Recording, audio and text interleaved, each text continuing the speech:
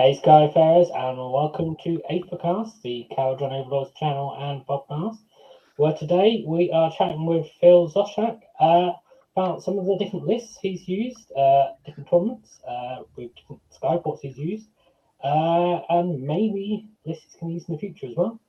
To help me interview Phil, we are joined by, of course, Dwight and Max Bowman, Hello. and our thunderer from Down Under, Mr. Alexander Cron. Good to be here. Good to have you, Cron. It's slightly delayed visually, but your audio is fine. And Phil, of course, the man, Hi. The special guest. So happy to be here. Like I was saying earlier, you're all the reason why I picked Kharadron Overlords as my main faction in AOS. So to be on Aethercast is, a bit of a dream come true. I'm not gonna lie. Oh dear. That's very sweet. Talk about expectations. Maybe you need better dreams. I don't know. You chose this path for me. It's your fault that I play flying dwarves. Well, that's cool. That is, part of the reason we made the show. So yeah, get people to play Kharadron Overlords. That's cool. That kind of feeds into one of our first questions for you then, which is probably how long have you been playing Kharadron Overlords? Yeah, I started playing KO in February of 2020. Okay. I got my brother into Warhammer with me during the pandemic, and he chose Lumineth. Originally, I wanted to do Cities. Yeah, trust me, learning Lumineth as my first opponent. I know you can't choose your family, but yeah. Well, what can you do? Dude. He tries his best. I think he's currently playing Sylvaneth right now, so he likes all the elves. So he's like the black sheep of the family, is he? Yeah. Okay. It's a grudge, but what can you do? Just play elves. Just don't do that. Yo, you shut up. Friends don't let friends play elves, but it's the War of the Beard, but in real life with my brother and I. But originally I was gonna play Cities of Sigmar because I love the old school dwarves, and then he was always like, "Why are you not playing KO?" He's like, "It's cool dwarves with steampunk vibes," and eventually he was right. So I picked up the Start Collecting box. I started watching Aethercast, and I was like, "Yeah, this is the army for me." And I really honestly haven't played anything officially in tournament, like other than occasionally I'll play like my brother's Lumineth, but not in a tournament. I just play exclusively KO. So it's all I do. I don't know what the melee phase is in Age of Sigmar. I don't understand the melee phase. I just fly around and shoot. To avoid. Yeah, it's when you drop bombs. Yes, I do bomb racks and then I say, "Go ahead, whatever you want." Yeah. My opponents still have to help me pile in. I'm like, "How do you? What is this? What am I doing?" That's cool. Okay, and so you got into Warhammer at that time as well. So pretty much all KO, basically. Yeah. Yeah. So fresh off with the new book. Yeah, it's funny. Another really interesting thing was, back in second edition when I was building up the army, it was the engine riggers that were like everyone's favorite, model to use. So I bought like 18 of them. And then third edition comes out and no one uses them anymore. So I also have that to thank for you guys too, is just for all my shelved engine riggers. I mean, yeah, I'm pretty sure there's a video out there somewhere where I say, just buy laser balloon boys because you always have uses for them. Sorry, everyone. Yeah, updated buyer's guide. Just need to do that. 30 balloons painted and 8 more somewhere else. They look really great on a shelf. I will say that. Yeah. I must say, it's all little balloons. It looks impressive, but it's just. Maybe in the new book they'll be good again, and that will be something. Yeah, I occasionally use 3 or 6, but yeah, just a free screen. I still stand by Skywardens. They're a good little objective holding 24-inch range thingo. Oh, absolutely. They can buzz around cheaper than engine riggers and do the same shooting. Yeah, absolutely. Yeah, I 100% agree. In fact, the new list, I'm getting way ahead of myself. That I'm gonna try out probably this month has 3 Skywardens in it, just because I think they're that good, and I can fit Warp Lightning Vortex again, which is my ultimate favorite. Mostly just trying to set up and feeling really proud of myself when I set it up, even if it's not in a good strategic place. The fact that I could just figure out the 7-inch thing is just wonderful. Just get all the 7 inches perfect, step back, and Yeah. just admire your piece of art. You go, Admire like, it. yeah, 1 Like, hour cool, later. that's off the board. right. Yeah. It's in it's in the next table. It's not even in our game. It's No. the whole extra phase of setting up your walk running vortex. Yes. I've seen a guy who made a tool, like a triangle, where he could pull down Like an MDF 1 with inch legs. radius little circles, so make sure that everyone's fine, and he pulled it up, and then he could set his models. It's just I might have to. it was a bitch to transport the whole gadget. Oh, I think it comes apart. Yeah. I think the dowels from the like. The No, legs- this one was like homemade Oh, engineering. Like, I could do like a whole- dowels. I could glue whole dowels in a little triangle. yeah, I actually have a set that you could buy from Pro Painted Studios for the Skaven line. It was just 3 sticks that magnetically create a triangle. But then you pull it over, like, okay, I could more or less put it here. It gives you a rough idea, but then placing the models is you still need to measure. The trouble is you always want to put it where your enemy's models are, and then they get in the way of any device you make. Yeah. That was the issue. Cool. So we're going to chat about lists and stuff and look at some of your previous lists, but we'll probably get on a few tangents and meander a bit as well. But before we do, we have some news. So Yes. actual Kharadron Overlords proper news. None of this, like 40k stuff or fake war stuff or elves. Get excited, people. Directly sent, potentially on pre-order on the 20th of August. So I should probably say thanks to Sinful Gaming for noticing this, and spotting this. But the book is, I think it's sort of on 27th. Yeah, we've seen it on one of the apps that basically, where you like e-read. Audible. The Audible app. Yeah, I couldn't remember which app it was, but one of the ones. And it says like that's going to be available. The book, his next book is going to be available from the 27th. So the assumption is that if you want the physical copy of the book, you'll be able to pre-order it the week before. And Games Workshop said that he was going to be available with the next book. Yep. So the assumption is he will be available to pre-order them. And that's interesting because it's about the same time that we saw Gotrek in 2019. Yeah, it was like the beginning of September. It was also September, yeah. So. And we know how he turned out, so fingers crossed. This guy is a new contract. Then let's just. I am. He's like. Keen. I just write. Go Trek. There you go. Go Trek with harpoon. With Skyfarer. On a scale of 1 being Dagny and 10 being Gotrek, where do we think Dreki's going to land? Okay, so model-wise, I do like Dagny.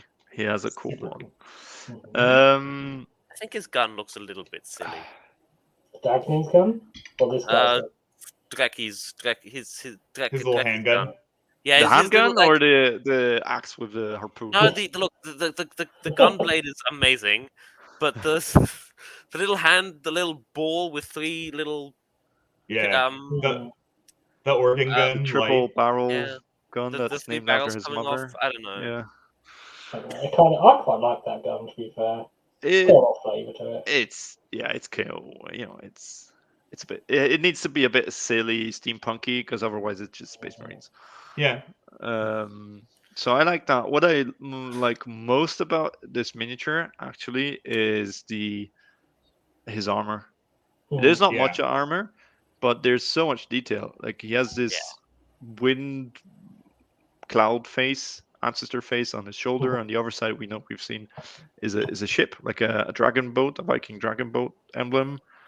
And then I don't know what you call it, the pieces up in front of his junk, little protection gown. His junk protection. I don't know. They have like the little swirls from the cloud motif, and he has a little anchor on his knee pad. That's pretty cool. And his beard And he's the open face. decorations. It's not just a mask. Like that's pretty cool. Like Yeah. Although I do like KO with helmets. It makes it so much easier to paint. yes, I agree. But he has a little what do you call that in English? The little arrow thing, weather. He has like a Weather weather vane. vane. Weather vane. Okay, yeah. So that's cool. No, cool model. I'm probably gonna remove harpoon the axe is the tentacle best. thingy. Oh yeah, I 'Cause- love his harpoon axe. Yeah. Whatever that is. Yeah. Gunblade. The Oh, anime gunblade. He's gonna probably Yeah. stand on Final a Fantasy chest 7 or vibes. something Yeah. instead of that harpoony Not 7. tentacle thingy. But 13. yeah, cool model. If he gets rules, let's hope he does get rules that we can use him as like an ally for order armies or something. We have 2 shooting attacks. He's off gonna of one have. model. What is it? Is it gonna be flat 3 shots or like D6 shots from his gun? Like something like that, and then he's gonna have his little harpoon shot. Just a light. Good melee attack. I just hope he gets a rule that benefits KO and not just Barak Mhornar. Or Is he a? He's a Mhornar guy, isn't he? Yeah, he's a Mhornar guy. I'm pretty sure his handgun with 3 barrels has got a name as well. I just can't remember what it is. Yeah, it's named after his mother, but I can't remember the name. If someone wants to know, if anyone wants to know some more like details on him in the video I did a while back when I could remember things, yeah, go check that out. I hope he has some. I did my research before doing that video, and I've forgotten all since. So. Buffing, maybe he makes ships better or something. I don't know. Well, I would like to see, because in the lore he has an ogre as his first mate. There's a rune lord in his crew. And so I'd like to see some. I don't know. I don't think he'll come with extra models because they would have shown. It'd be cool. That'd be cool, but I hope that he gets like a friendly models benefit something, not just Barak Mhornar. Yeah. Skyfarers. Like okay, thanks. Yeah, it'd be cool. Let's hope. Some sort of like, I don't know. I'm trying to think of like what's a Mhornar tactic, like a disengage or like some sort of like nonsense where I doubt it will be like KO specific because they want people to use him in all order armies. So it needs to be something like you can give run and shoot 2 units around you, or I don't know. Maybe he gets more CP because he's stealing gold and stuff. Oh, he's a little pirate. Be cool. I thought stealing Ether gold, or like Dagnai had this. He starts with D3 gold instead of 1. I think, or 2 shares. He starts with 2 shares instead of 1. That was his rule. Maybe he has that, or I mean, what is the currency that we all use is CPs. So maybe something like that. The funny thing about stealing CP is it would be better in other armies than it is in KO. Because we don't need the CP. Yeah, I do use a lot of CPs actually.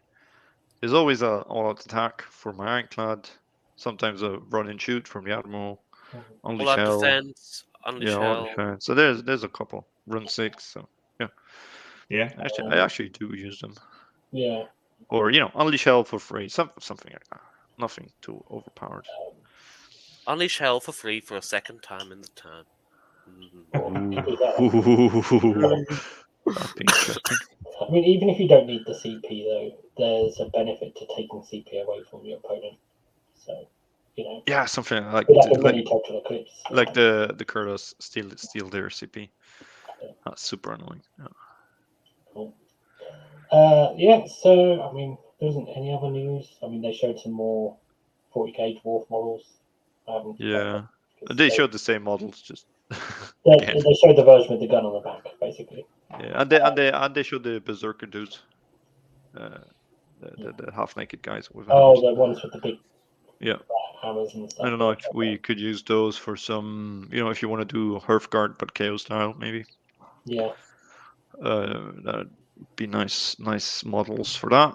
And obviously this guy, he comes with his pal, the vampire dude, with his own book, which is also a very cool model, which I'll get for my Soul Blight. So guess I need to buy models. I'm not going to buy the books. I'm going to buy the models. I mean, you should read the KO books at least, just to get that. Just yeah, I read the books, but I don't pay for them. You don't buy the physical books, you mean? Yeah. Yes. Yeah. Let's leave it at that. Okay. I know what you mean. Cool. So let's move on then. I'm going to start from that list. So the first list we have is a list you use for I want to say Emerald City Open. Something Emerald City. Yep, Emerald City Open, hosted by our good friends in Victoria's Secret is their club name. Okay. Yes, it's one of the bigger Seattle clubs. Super great people. It was a fun tournament. We had like 50 or so people there. It was in Tacoma, just a little south of Seattle. And yeah, so just to give you an idea of what I thought of this list, I was really high on Barak Zilfin at the time. And you know, I had the pieces for it, which is probably always the first reason I build something, is because I have the pieces. You know, people are like, why don't you have this piece? I'm like, well, I don't own it. Which is, I feel like, a valid reason for not including things. Maybe not. Really liked, what was it? The Navigator was just something I thought I absolutely needed in the list because of Aetherstorm. You'll see in my future list that I correctly identified that Aetherstorm is a really good ability, and I should probably have more than one of them. But I also really enjoyed Gotrek at the time, and I still contend that he is a great model for allying and for KO. I know we have Kronspine now and a few other options, but Gotrek just, you know, and all of these games I played, it was a GT, so it was 5 rounds. You know, first round I played against Skaven, and Gotrek charged right up the middle and was able to get into the Storm Fiends, and that was basically game. Didn't do much for me in round 2 against Daughters of Cain, because I had absolutely no idea at the time how to play against Daughters of Cain, and I just sort of got wiped off the board. And it's like, well, this was fun. This was a good learning experience. So I think maybe for context, when you say at the time, this was what edition and what rules? February. Sorry, yeah, February of this year. So so we're talking 3rd edition before the Hunters. Yep. This was the days of hold hands and run and all sorts of fun battle tactics. Yeah, I believe I went 3-2 in this tournament. My 2 losses were Daughters of Cain and Iron Jaws. And the Iron Jaws, the Maw Crusher just got the better of me because I kept failing the Aetherstorm roll. And I made a good note of that. It was like, wow, I could really use another Navigator. But you know, the last 2 games, Gotrek just took over and won those games for me. Played against OBR and was able to. It was the only game where I was able to actually sneak behind my opponent with Fly High and shoot Arcan off the board. And then from there, Gotrek just survived 30 Motrek guard, which was great, because that's not a guarantee, and then was able to get into Gothic the Harvester. Or wait, is that the WoW boss? I can never remember what the actual guy's name is. The bring back gnome guys. Oh well, the monster that regenerates him is the Harvester. Yeah, the Harvester. Yeah. And the Mortarch is called Catacross. Yep. So that OBR is such a fun army. I can't wait for them to get updated into the realm of 3.0. Some people are having success with them, but we're not an OBR podcast, so I will move on. And then the last game was against a really good Ogre's opponent, and I just got lucky with Gotrek. I paired Gotrek with the Ironclad, and he charged the Ironclad, and Gotrek got to countercharge and wiped out his big mammoth guy. I can't remember the name of that figure. Frostlord and Stonehorn. Yeah, that was it. And I got really lucky with some mortal wounds on Gotrek, and that was all she wrote. But you know, it was my first GT. I felt really good about the list. Particularly, it's funny. This is at a time where I feel like the frigate was much maligned. I don't think a lot of people enjoyed the frigate in list building.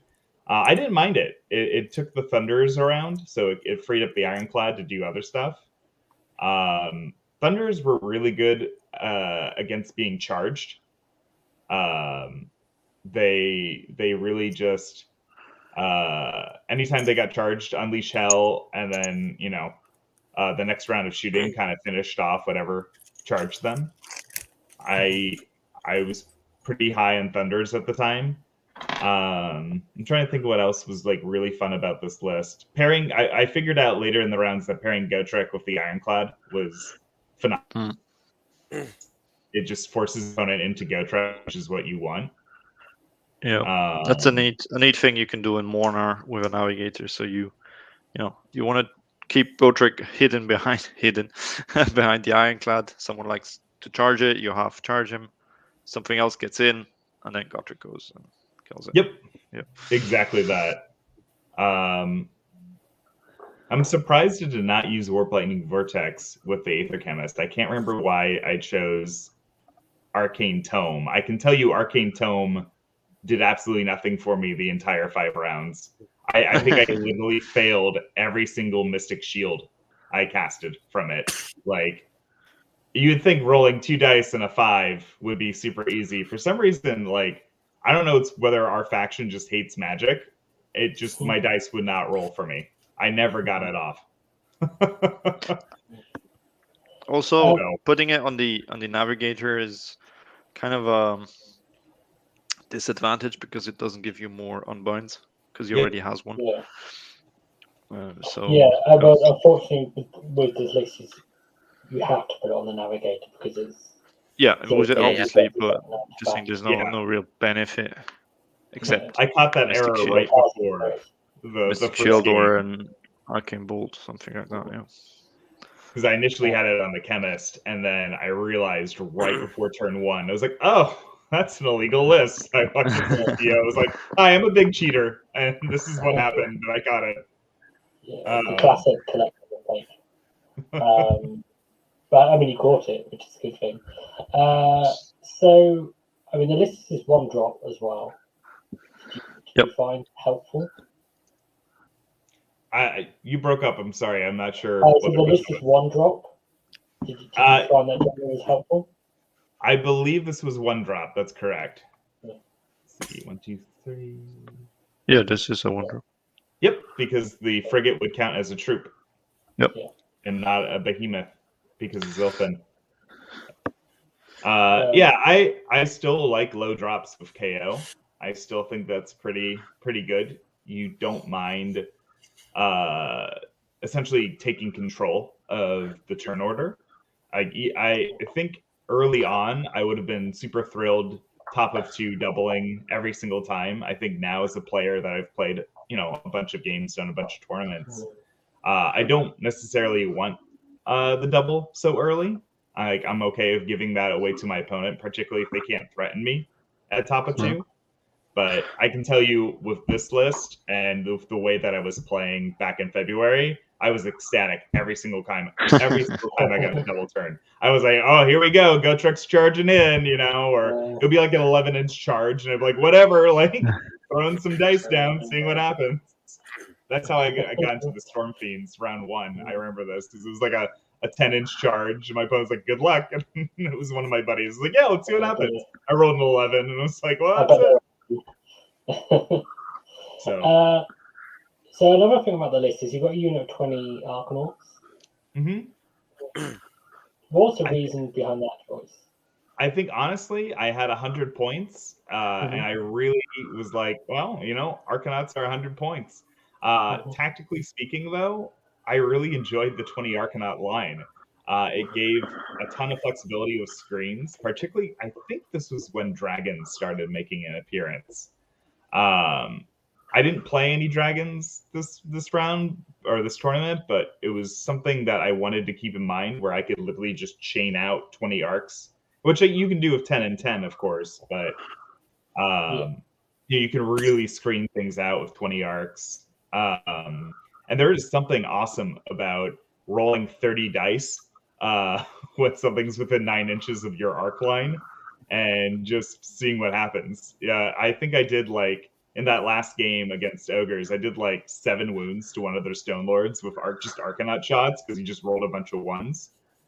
And I think that's when I also started realizing that Arcanauts are more than just a cheap screen. Like if you get them within 9 inches and alive, like they can do some work.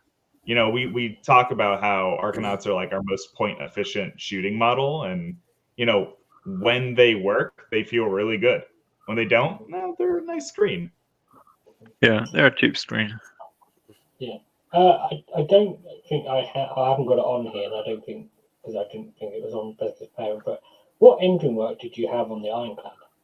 I had Last Word, and I'm still in love with Last Word. I currently use the battering ram, but the Last Word, I wouldn't. I'm not. I guess not to make myself sound like super gamey or like Machiavellian, but I can talk my opponent's stuff out of charging the Ironclad of the Last Word. I'm like, just so you know, at the end of the phase, like I can shoot off my main gun, and they're like, I don't know if I want to charge that now. I'm like, I don't know if you do either, because I really didn't at the time. Just start listing off all the big models you've killed on the Overwatch. Oh yeah. Like, all right, so we got Terror guys, we got it. Yeah, I love the Last Word. I still think it's a great engine work. If I was ever to play a Zilfin list again, I'd want to do double clad so I could have one with the Last Word and one with the ram. Oh yeah. It just feels right, like So I don't know. Right after this event, right after this podcast. Oh, nice. Oh, exciting! Yeah. Well, good luck. I think double clad is super rad. I just don't have a second Ironclad yet, and I'm not particularly excited about painting another one or building it for that matter. I'm still painting my first Ironclad, y'all. Like my first Ironclad is not officially done yet. There's still tons of detail work to do. Okay. Every tournament I do just a little bit more. So I finally got around to the bomb racks and started adding details to the bomb racks from Boise. This time I'm going to work on its back, like propellers, the ones that can move on the back. Separate them from just gunmetal. I mean, just well to keep them still moving, because all of mine are like stuck in place from too much paint. Yeah. Next strategy is going to involve triple Ironclads. It's going to be amazing. Yeah. If they get cheaper. If you can make it work, let me know. I would just eBay one at that point. Like, I've been at an event where someone ran 3 Ironclads in Mhornar, I think. But I don't think he did particularly well. I don't think you'd have enough bodies to you would shoot a lot of stuff, but you have 3 times 10 Arcanauts, 3 Ironclads, and an Admiral. I think that was the list, more or less, or 1 Navigator, 1. The frustrating thing about 3 Ironclads is the points you have left after you put your battle line is you can either have 2 heroes, or you can have 1 hero, but it's an Admiral. You can't have an Admiral and something else. Like, because of just the way the points work out. Like, if they were just a little bit cheaper, you get an Admiral and something else. It might be a bit better. Yeah. I wanted an Admiral in this list because I loved the Admiral. I thought it was such a cool model at the time. I kept getting talked out of it, but and then of course the White Dwarf update happened. And now I'm like, I can have my Admiral in the ship. Like, it just feels thematically way better to have my Admiral. I always usually put him at the top by my volley gun or my Great Sky Cannon, and he's just charging forward on the bow of the ship. That's cool. I mean, so what were your? I don't want to spend too much time on this list because it was from so long ago, and the rules are changing. It's not that great. What were your main takeaways from after having played at this event with this list? What did you feel did work and didn't work? Yeah, so I feel like I was still very high on Gotrek afterwards. I feel like Gotrek won me at least 3 of those 3 games I won. So there you have it. I wasn't too sure about the Thunderers, but at the same time, I was like, what else do we have? If that makes sense. Like, what other sort of shooting do we have at that point? I loved the 20 block of arcs, but unfortunately, I just never used it again. My other list didn't include 20 arcs, like a 20 block like that. I don't think now like thinking on it, I don't think I super miss it because, you know, I can accomplish basically the same thing with just 2 blocks of 10. Yeah. The Arcane Tome is such a trap, I feel like. I know some people who probably use it to their advantage, and I might just be salty because I kept missing my Mystic Shields. But yeah, I definitely stayed away from that. Honestly, the Staff of Ocular Optimization isn't that bad on the Chemist because it is pretty good, yeah. It does fine. Like -2 Ren shots is not a bad thing. You know, I really like the Chemist. I think I was a little too aggressive with the Chemist because I was at the time really in love with its -1 to hit. So he'd constantly pop out the boat and buff something and try to negative. But then of course people were like, "What's your general?" I'm like, "Oh, the Chemist outside." They're like, "Okay, I'll do the battle tactic to kill your general." It's like that makes sense. That's a really good battle tactic because he's sitting there, you know, other than look out, sir. He doesn't have much else. A little 5 cure with a 4-up save. Yeah. He's squishy. I love that the Navigators have a 3-up save, but the Chemist has a 4. Like, just it's weird, yeah. For my poor Chemist. You'd think that thing on his back would be enough of a shield. I mean, if he's running away, he'd be all right. It's just he's facing forwards. That's the trouble. It's just, I think they just did it just to make all the heroes slightly different. It's like the Endrin Master has 6 wounds. Like, yeah. It's a bit weird. Yeah, I don't know. Like, if I was to make a Zilfin list again, I think my list would look a lot different than what I brought in February. But I remember at the time, you know, painting up my frigate the night before, I was really proud of this list. I was like, I didn't net deck. I was you know, just kind of like fooling around with it, and you know, I ended up going 3-2, which I think is pretty hard to do in grand tournaments anyway. And you know, that's the kind of thing I aim for anyway. I won more games than I lost, so I'll take it. Absolutely, yeah. I think especially with KO at the time. KO were in at that time as well. That was actually a very solid result. And if that was your first 2-day tournament as well, that's a very good result to have as well. Yeah. I was ecstatic. I was over the moon. I was like, I won more games than I lost.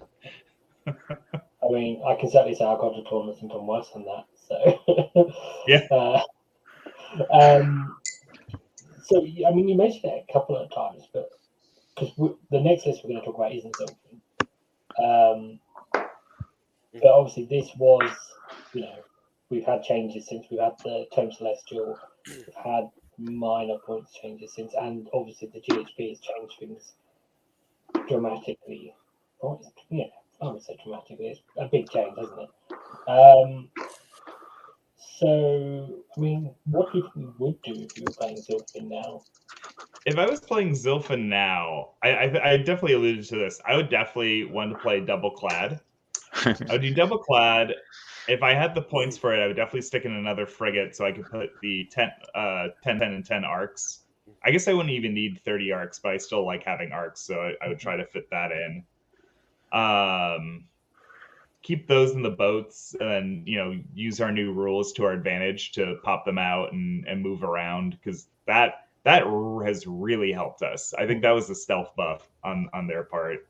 I would definitely run some sort of spell in the bottle with the Chemist, I think. Or, well, I take that back because Purple Sun's terrifying. I think I would actually just not deal with a spell in the bottle and just run Collector with Staff and Voidstone, because I love Voidstone right now. I think it's like I value it pretty high because I can just tell my opponent, you know what, you can leave that Purple Sun to the side of the board because you're not going to play with it this tournament, or at least this round, because I don't want to play with it, and I'm just going to auto unbind it once, and hopefully I'll shoot off that wizard before you get a chance to deal with it again.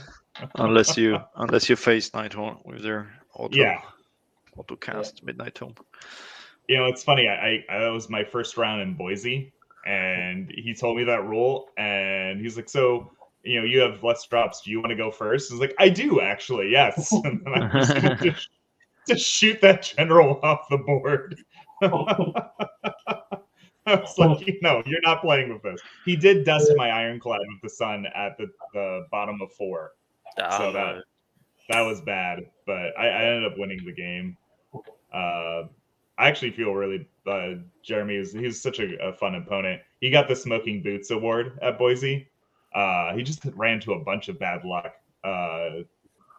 But that was his first Boots award. Is that like yeah, it's going 0-5. Oh, and just being a good sport about it, which he was. He was an incredible sport the entire time.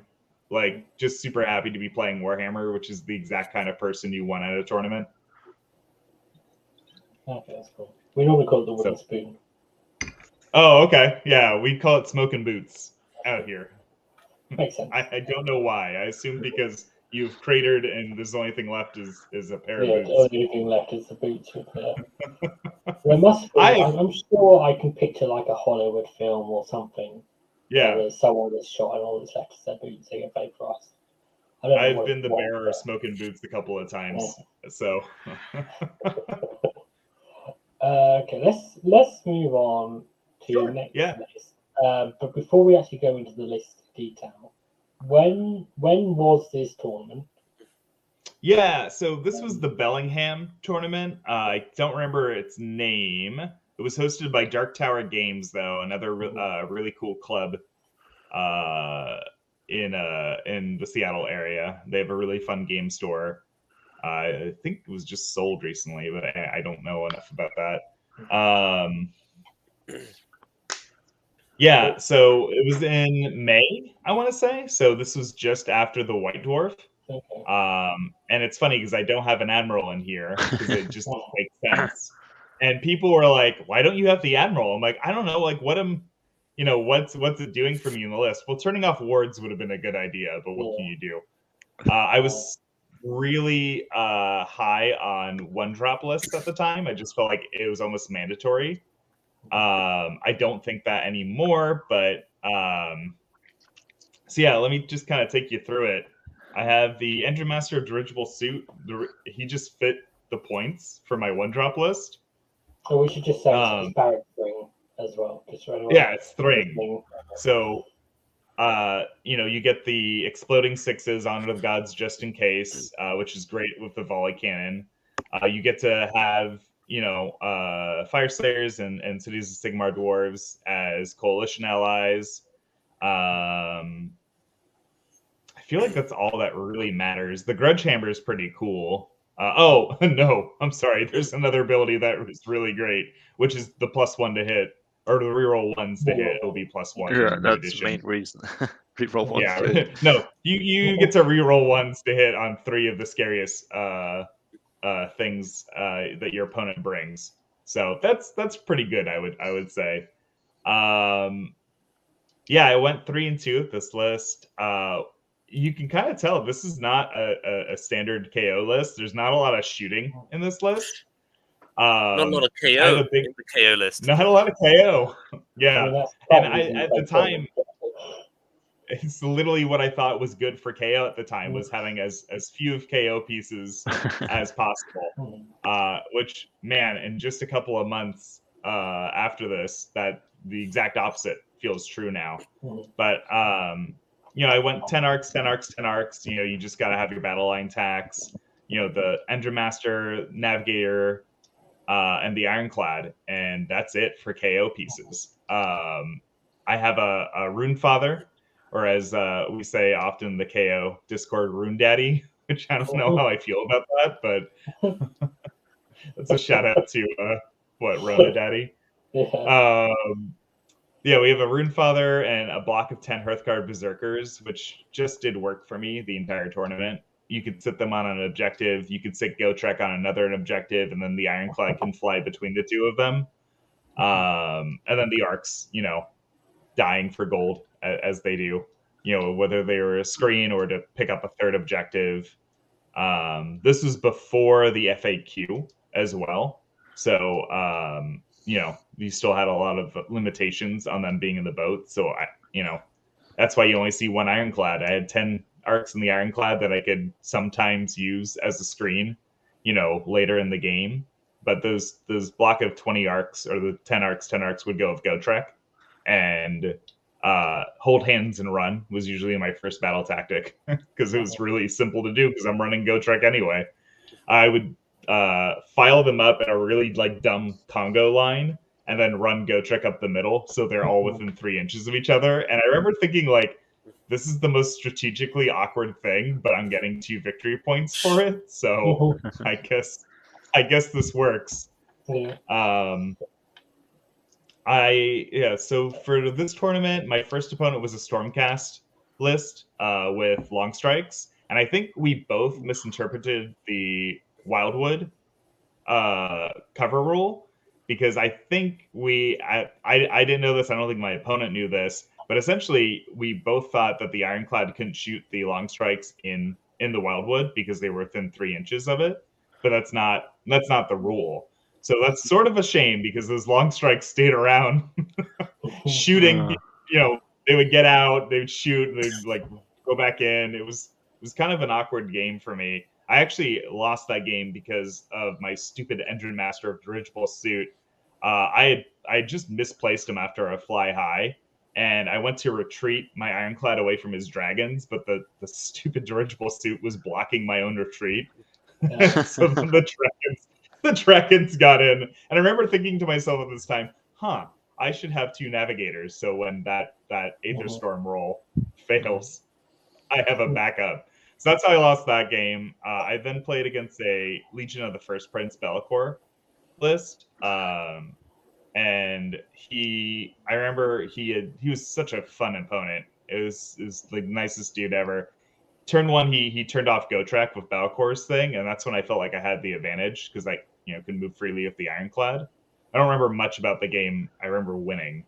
He had this. I think he had the mortals. the chargy mortal.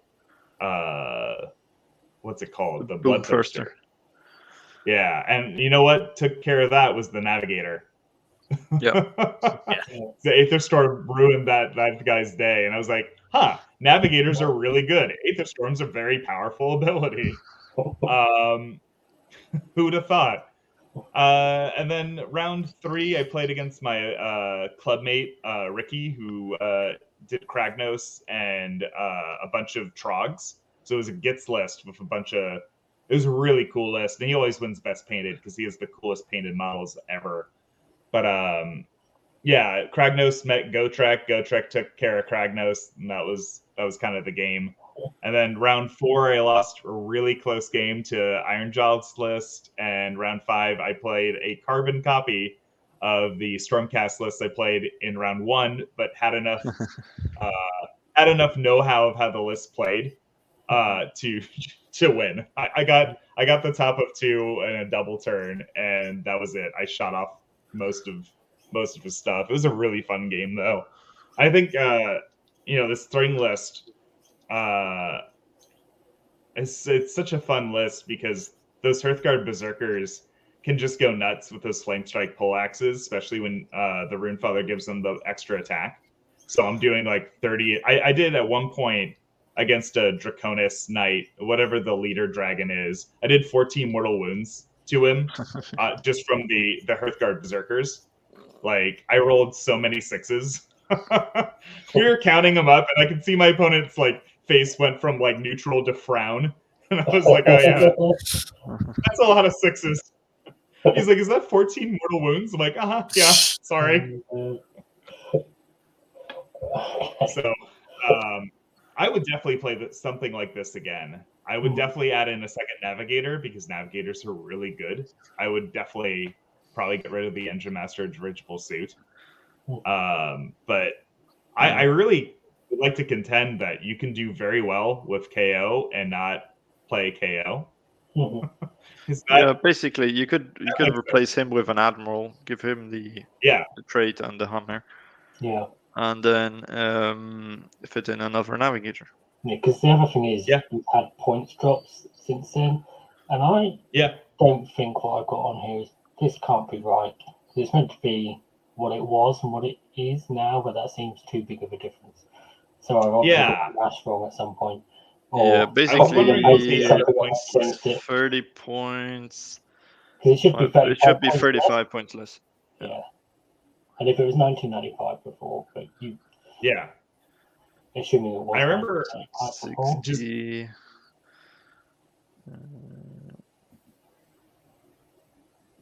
I was never good at fit. that. I'm not sure if you can fit the second navigator weapon at one. Bummer. We'll have to figure it out, but I would definitely play Thyng again. I really like the Skyport, and sort of my journey through the Skyports. Yeah, Thyng was my favorite stop. Oh no, you could. It's just such a cool 1990 points. Yeah, you could, but then Sweet. 2 drops. That's fine. I'm great with multiple drops now. I was really stuck on 1 drop. I think it was actually to my detriment. I was so focused on 1 drops. I think with all the bounty hunters and all the expert conquerors going around, you can have 2 to 3 drops and still be fine for the most part. 2 drops is 2 drops opens up so much. Yep. It's really. I'm really starting. Yeah, that's what it opens up. 2 ironclads. 4 to 6 It heroes. opens up 2 ironclads. Yeah.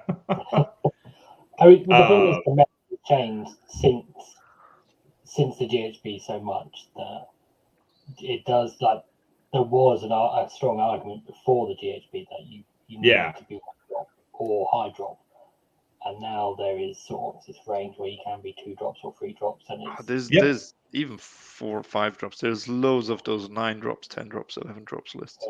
Oh yeah. I mean, most of my opponents in Boise were like, "I'm as many drops as you see," and I'm like, "Okay, great." Like, I don't think I there wasn't a single game in Boise where I didn't pick who got to go first. But yeah, this in Bellingham, this Thyng list was super fun. I don't know what grand strategy I would choose in the new GHB now. Hold the Line was so great in this one because you could just stick 10 arcs in an ironclad and forget about them like I always did, and be like, "Oh yeah, I got my grand strategy." I have a question, which is why was it that you after the first event, when you come to play this event, why did you change away from Zilfin to play Thyng? Because we said so on the show. So you could read markers maybe before or after read markers on, I don't know. That might have been a thing, actually. Max was yelling at everyone who's taking Zilfin. Yeah, after 2nd edition, I was not a fan of Zilfin. I'm still not. I was a big fan of Thyng at the start when I first started making the army. And with I know exactly why I chose Thyng, because the Fire Slayers book came out, and I was building some Hearthguard Berserkers. And I was like, you know what would be good in Thyng is a unit of 10 Hearthguard Berserkers and a Runefather. And I started plugging it into my little app, the Points app. And I was like, wow, 1995. Yeah, let's do this. And I remember my local club had a little podcast before the event, and they were like evaluating lists, and they got to my list and were like, I don't know what Phil's doing, and I can't wait to see I can't wait to see how this works, because I don't know how to evaluate this. I don't play 40k, I think is what my friend Nat said. And I was like, okay, rude. Like, it's not all shooting in this list. Yeah, I mean, I had to actually think about melee positioning in this list, which was tough for me. I had 2 very strong melee units, so and the Endromars are a dirigible, so it's not a slouch in melee either. Oh, with that trait, you just throw him into something to die and fight again. Yep. Yeah, I think I was able to use his trait a couple of times. I actually think even the arcs, like on the 4-up, which is the other footnote or article. Yeah, fighting again on a 4-up. They actually did. I actually got a couple wounds out with them. Like 10 arcs got mashed by some orcs, like some brutes, and I think I actually hurt some brutes with the 4-up. The thing is, usually it's the guy with the pike is not the one that comes back, and the one that fights again is the one with the gun barrel, like the gun butt. Yeah. Like, oh, why you? Yeah, the gun butt. It's the gun butt that did the damage. Like the Skyport never does damage. There's always a gun butts. Oh, Skypikes has killed. I've killed things with gun butts. I've Yeah. a few major heroes I think have met their untimely end to a gun butt. I killed Ilario with a gun butt once. Oh yeah, that's got. I actually did some damage. I think to Ilario. My brother was playing Ilario the other day, and I think I did some damage to her with a gun butt. To be fair, she would be like 36 inches in one turn, so I think she probably just tripped over and fell over the gun. So that's all right for That's funny. But, I mean, yeah, I guess. Sorry, do you want to go? Or? Yeah. No, please. I was going to say, I guess this was kind of, if you were working on Half-God Berserkers and you had previously enjoyed using Gotrek, then Thyng is the natural fit because it's the only place in KO where you can use them together. Exactly that. And I think I was feeling pretty low on KO like before this tournament. Like it just felt, and it's because I was playing around with some Celestin Prime lists, and that's when I got my Smoking Boots award, and like I was just failing miserably. I overvaluated Celestin Prime in a few RTTs, and I suffered for that. My favorite was I played against my buddy in a Seraphon Thunder Lizards list with an Engine of the Old Gods. And like I took turn 1, I zoomed in everything, shotgun range, like shot off 2 of his Bastillodons. It felt like a really good turn 1. And then he got the double like AoE mortal wounds like through his engine, and he wiped out my entire army the end of round 1. And I was like, well, that was a fun game. I now know what Engine of the Old Gods does. So we haven't got any of your list with Celestin Prime on here because we just no, yeah, and I'm glad that we didn't because they were bad. How did you find using the Celestin Prime? How did I use him? Well, did you think? Did you like him or did you? No, I find he I did not. Far too often. He whiffs, and it's nice that he gets the automatic charge. Like that feels good. And his little splash mortals is also like fine, but it never feels good to have him come down at like the end of 3 where you think you have like 7 attacks and this or that. He just doesn't feel as impactful. He won 1 game against a tech list, and that was the only game I ever won with a CP. Was he just came down and murdered tech lists at the end. And I did not. Every time I'm tempted to make another Celestin Prime list, I look at my Smoking Boots award, which especially here you get you get your tournament money back because it's like we don't want you to pay for an 0-3 tournament. And I'm like, okay, yeah, I'm just not gonna play with Celestin Prime again. Like I'm not a big fan of that. I would rather just get 100 and change points for Gotrek at that point, like, or something that's more impactful. Like maybe I would put him down start of turn 1 and just splash mortals with him, like take out some support heroes. But then you can just use a Night Judicator. Yeah, the trumpet. Yeah. Or 2 even. 2 and a Warp Lightning Vortex, and you get lots of overlapping area of effect. There's better ways to accomplish that. Like, part of the reason why I like that we're doing this podcast is to give people a ton of ideas for what lists they want to play with. And I don't want to tell people not to use Celestin Prime. Like, I just might be bad with him, and that's okay. Like, he is. I just he might is be good. A really. But don't expect him to just don't throw him into a unit and he's gonna clear the unit. Right. Always keep a CP because he needs all out attack. He needs it because rolling 3-ups is hard. And even then, out of 5 attacks, or even if you wait for 7 attacks, not all of them are gonna go through. Yeah, free rend, free damage. He can do stuff, but the real tech is the guaranteed charge. Yeah, he's a 12-inch move, guaranteed 12-inch charge. So he has a 24 aura threat range plus his shot. So you know that you can get to the targets, the heroes, little Dicture sitter units. He can start clearing off. He can jump around the backfield of your opponent, kill that wizard, kill that 10-man unit, clear that objective, boom, boom, boom. He's not gonna go in and kill 10 Vikings. Like no, he's gonna fall over and die. Yep, that's he's basically what happened. Yeah, it's a bit tricky. People get tempted to use him aggressively. I think you need to. That's also what Max said when we had him on the show. He plays a lot of Thyng with Prime and the Battle Ram Ironclad. He said he always combines the two. Yeah. So he charges in the Ironclad, not only shell, because there's an Admiral sitting inside, so for 2 units within 3.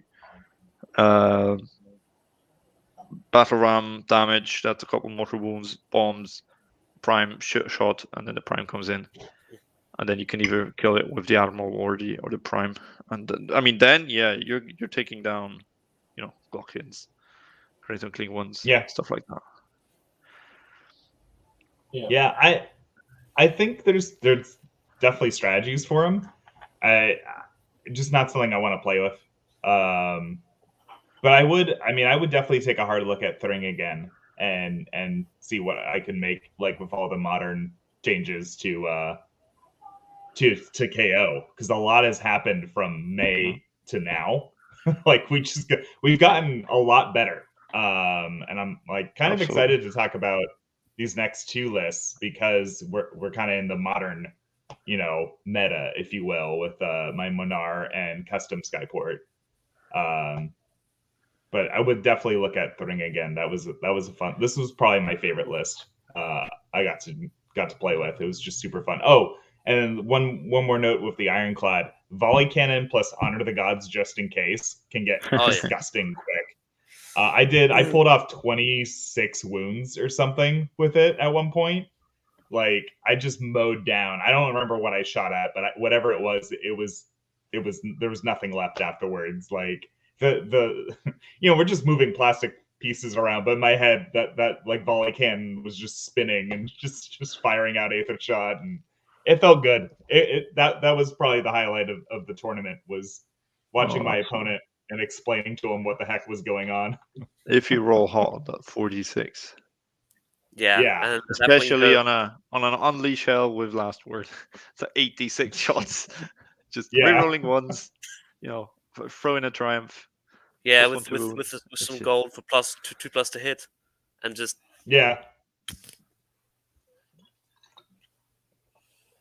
Oh, that would be fun. That's the dream. And then last word on top of it. Yeah, exactly. Before we move on, if you were to play Thyng again now, what do you think you mentioned about having a second navigator? Well, would it be something similar to this? Would you use Trek, or would you? That's a good question. I think maybe I would get rid of Gotrek and just use the Runefather and the block of Hearthguard Berserkers as I was using Gotrek for. And I would probably take that 485 and put in, another frigate, some gun haulers, make it maybe a little similar to my custom Skyport list. Get some more mobility, so the grand strategy could be take what's theirs, which feels really good with KO right now. Would definitely not use the Engine Master of Dirigible Suit. I just think overcosted right now, and I'm not using any Sky Wardens or Engine Riggers, so like there doesn't seem to be a point for it. I get why I did free it heals then for the 1-drop. Basically, free heals was good. I will say the heal free plus the 1 from the Ironclad often makes a difference between flying high or low. That's a huge point, and that saved me several times in this tournament, was just healing up. Yep. My last opponent had Bastion, and he kept doing like 4 mortal wounds to the Ironclad, and then I'd be like, okay, my turn, heal up. He just absorbed the Bastion Thunderbolt, and that felt good. You're right, the healing was pretty good, and if I had the points for it, maybe I would consider healing it, but at the same time, also, I'm kind of like, well, I haven't had a relevant heal in my last few tournaments, and it hasn't bothered me. So Well, the other thing is, if you're taking purely for the healing, is you could stick an Ember Master on foot, and you could just stick it in the boat. But he's less than half the points. So although it's only D3. It's D3 though, yeah. So I mean, you're essentially giving it a heroic recovery though. That's not terrible without having to roll. Because how many times have I rolled super high on my heroic recovery roll? It's like the one time I don't want my dice to do well. They're like, here, Phil, here's boxcars. I'm like, okay, thanks, guys. Which, by the way, I rock Aethercast Dice wherever I go. So awesome. I'm gonna have to order some more. Love my Aethercast Dice. They never fail me. That's not true. They fail me often, but I still really like them. Yeah, they do, unfortunately. They do not roll very well, but that's okay. We have to give the great opponents conversation starter. Yeah. Well, those are the ones you give away. Yeah. Yeah, you just keep the ones that roll badly to one side and give those ones to your opponents. Yeah, I mean that's what I did when I started shipping them. I rolled them all and kept the sixes. That's why all of ours roll so bad. That explains that's why. Everyone in Europe. That's why. Okay. Right. Let's move on then to the next list we're going to talk about. So this was Skyports again. Yeah, I'm now in Mhornar. I've now visited 3 different Skyports in 3 different tournaments. So no loyalty. No, none at all. It's funny. So this is a bit of a geeky lore. So my Arcanauts or my KO are painted as what I call a trading company. They're called the Stormseekers Trading Company, and they have a headquarters in each Skyport.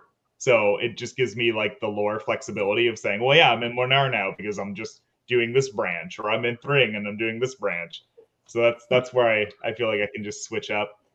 I finally bought another Aetheretic Navigator, which is why I have 2 in this list, and it's really good. Double Navigator is my favorite thing of all time. And if someone were to ask, like, Phil, if there was an auto include, it would be an Ironclad and 2 Navigators. Everything else is open for debate. But Navigators are so good. I finally have a Admiral, which I was happy to say in 3 of my 5 games did I remember that he had some sort of special ammunition that I could use. Oh, yeah. I remember at the end of one game, I was like, oh crap, I could have turned off wards or like something. I had Chemist Spell in the Bottle. So I finally brought back my Spell in the Bottle. My personal favorite is Warp Lightning Vortex. I know people are kind of high on Purple Sun right now, a few others, but I really still prefer Warp Lightning. It scares people. It forces your opponent to make weird movements to avoid it. And it did work for me the entire tournament. I have Gotrek in here still. I'm still very high in Gotrek. Still am. Really, he did very well for me in the tournament. And then 10 Thunders, because I had the points and I figured why not. And this time I went with special weapons. Mostly because that's what I had painted up. I was kind of tired of the rifles and was like, let's give these guys a shot. Mhornar is fun. You get the Gale Force stave, so you can have charges. And really, my strategy throughout the entire tournament was pair Gotrek with the Ironclad, turn off charges. Well, turn off a charge within 12 inches. Let Gotrek go in after my opponent fails their charge. And it worked for the most part. My first opponent was Alex Gonzalez and his Nighthaunt, where he proceeded to dust my Ironclad, 2 Navigators, and an Admiral all in the same round with his Purple Sun. So that was top of 1, top of 3. It was one of those. It was really bad. But the Navigators did great at slowing his block of 20 Blade Geist. So, like, had Purple Sun not just utterly wrecked me, like, maybe it would have been a different game. But, Purple Sun was my first consideration in the new meta was Purple Sun's really terrifying, and you don't want to rely on your opponent not rolling ones, because popping your balloons is just a miserable experience. The second game was against Ideneth Deepkin, and what felt like what could have been a bad matchup for me ended up being in my favor, only because I got really lucky with Gotrek saves. He positioned where all his archers were kind of in a row, like straight up the center. It was the Realmstone Cache map. So I charge Gotrek forward. He shoots into Gotrek. He doesn't kill him. I heal up Gotrek, charge him forward, get in. His Unleash Hell puts him at like 7 out of 8 wounds, and I just wiped the floor. Like I wiped the entire like archer unit at that point. And then my 2 navigators literally rooted the Achillean king in the ground, and he did nothing the entire game with the king. And that's when I was like, wow, like navigators are really, really, really good. Like that king is such a terrifying unit, and just to not have to worry about him because he's moving 3 inches or whatever a turn is just super powerful. So yeah, Gotrek had a little bit of luck and won the day in that tournament, in that round. Meanwhile, I was walking by Jeremy Vasir, who won the tournament with his 5-boat KO list, and I was like, wow, that's a really cool list. I'll have to talk to him later about that. I was not the best KO player at this tournament, because of course Jeremy won 5-0. What else was in this list that was really good? Round 3, I lost to Soulblight Gravelords, and my opponent was like the nicest guy ever. It was the most fun I've ever had in a Warhammer game, where I was absolutely losing because of zombies and tons of zombies. I learned a lot from that round, though, which is, I guess, I'm foreshadowing a upcoming match in the Boise tournament. And then what? Let's see. Round 4 and 5. Round 4, I played a Blades of Corn, like Mortal Blades of Corn list. That was actually pretty terrifying for anyone that didn't just teleport away and shoot things. It sort of felt like shooting fish in a barrel at that tournament. And it was the map where you got extra victory points for killing Galatian vets. And he kept summoning Galatian vets because that's like he had no choice. It's not like he didn't have. It's not like he made a play mistake, right? He just had no choice but to keep summoning these demons because that was his grand strategy. And I just kept cheerfully blowing them off the board and getting more points. I won that game like 38 to like 17 or something. Now it was really brutal because I think you couldn't have asked for a worse opponent, like in me, I mean, not him, worst opponent for that matchup, like because I can shoot off all his Galatian vets and then he can't really do anything against me. So that was just really bad luck for him, but he was such a nice opponent, really good guy. And then what? Oh, and then I played Beast of Chaos the last game, and that was a wild game. I ended up just winning because of my grand strategy, and that was it. He couldn't kill my arcs quick enough, and the arcs stayed alive in the Ironclad and went 3-2. So I played in 3 grand tournaments and went 3-2 in 3 grand tournaments with 3 different lists. So I felt pretty good. Thunders were surprisingly effective. Again, being charged and surviving, like they did fine.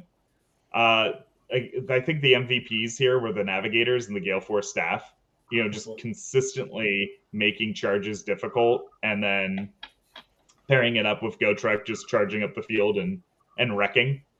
When I remembered to use the Admiral Ward, that or its special ammunition, that felt really good, and made a note to, I don't know, maybe tattoo that on my forearm or someplace where I can remember that the Admiral now has this really good ability, which is the reason why you take him in the first place. I don't know if you've all ever had that situation where after a game you're like, oh right, I didn't use all of my abilities because I'm bad at this game. Well, I had a game where I forgot to use the Prime. Like after the game, like, oh, he's still in reserve. Oops. 325 points. Okay, I feel better now.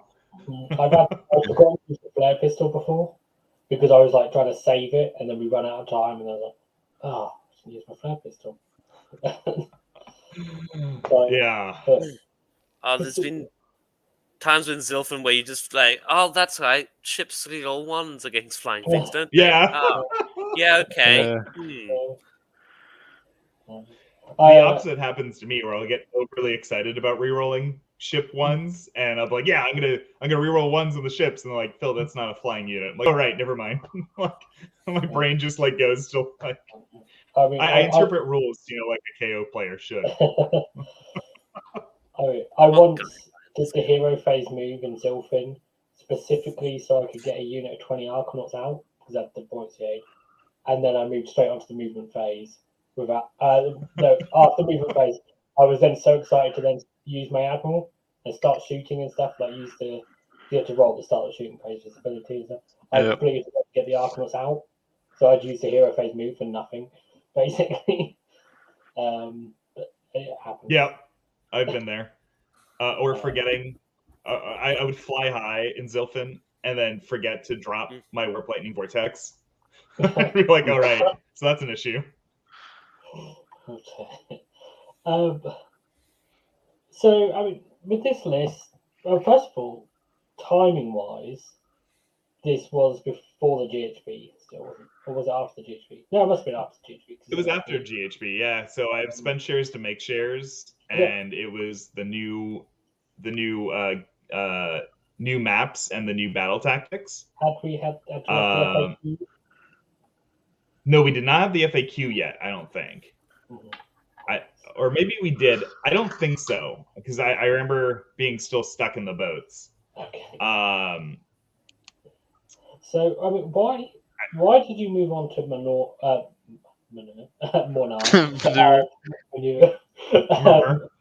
Why did you move on to Mhornar from Thyng for this tournament? So I think I love list creation. Like I like just theory crafting.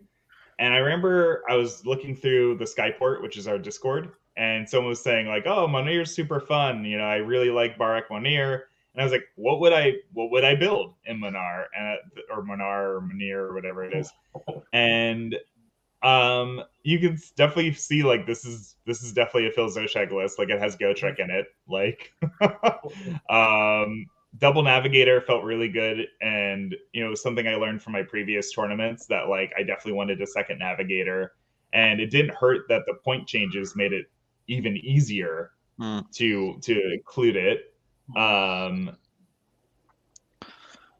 then I really liked the idea of the Gale Force staff. Like nothing else really mattered. Like none of the other Mhornar stuff mattered. Like I never used opportunistic privateer, excuse me. I vaguely remembered the bravery thing once against my Beast of Chaos opponent. And I was like, yeah. And it was like relevant maybe once in that game. But the Gale Force staff was just MVP the entire time. This was definitely a list I'd probably play again, but again, I would probably cut Gotrek and try to add in more mobility. But spend shares to make shares, I hit it every game. I didn't lose it once. It's a lot of record keeping though, because you definitely don't want your opponent to feel bad. Like, oh, did you use this? Did you use that? I started using dice, and then towards the end, I started just writing it down. It's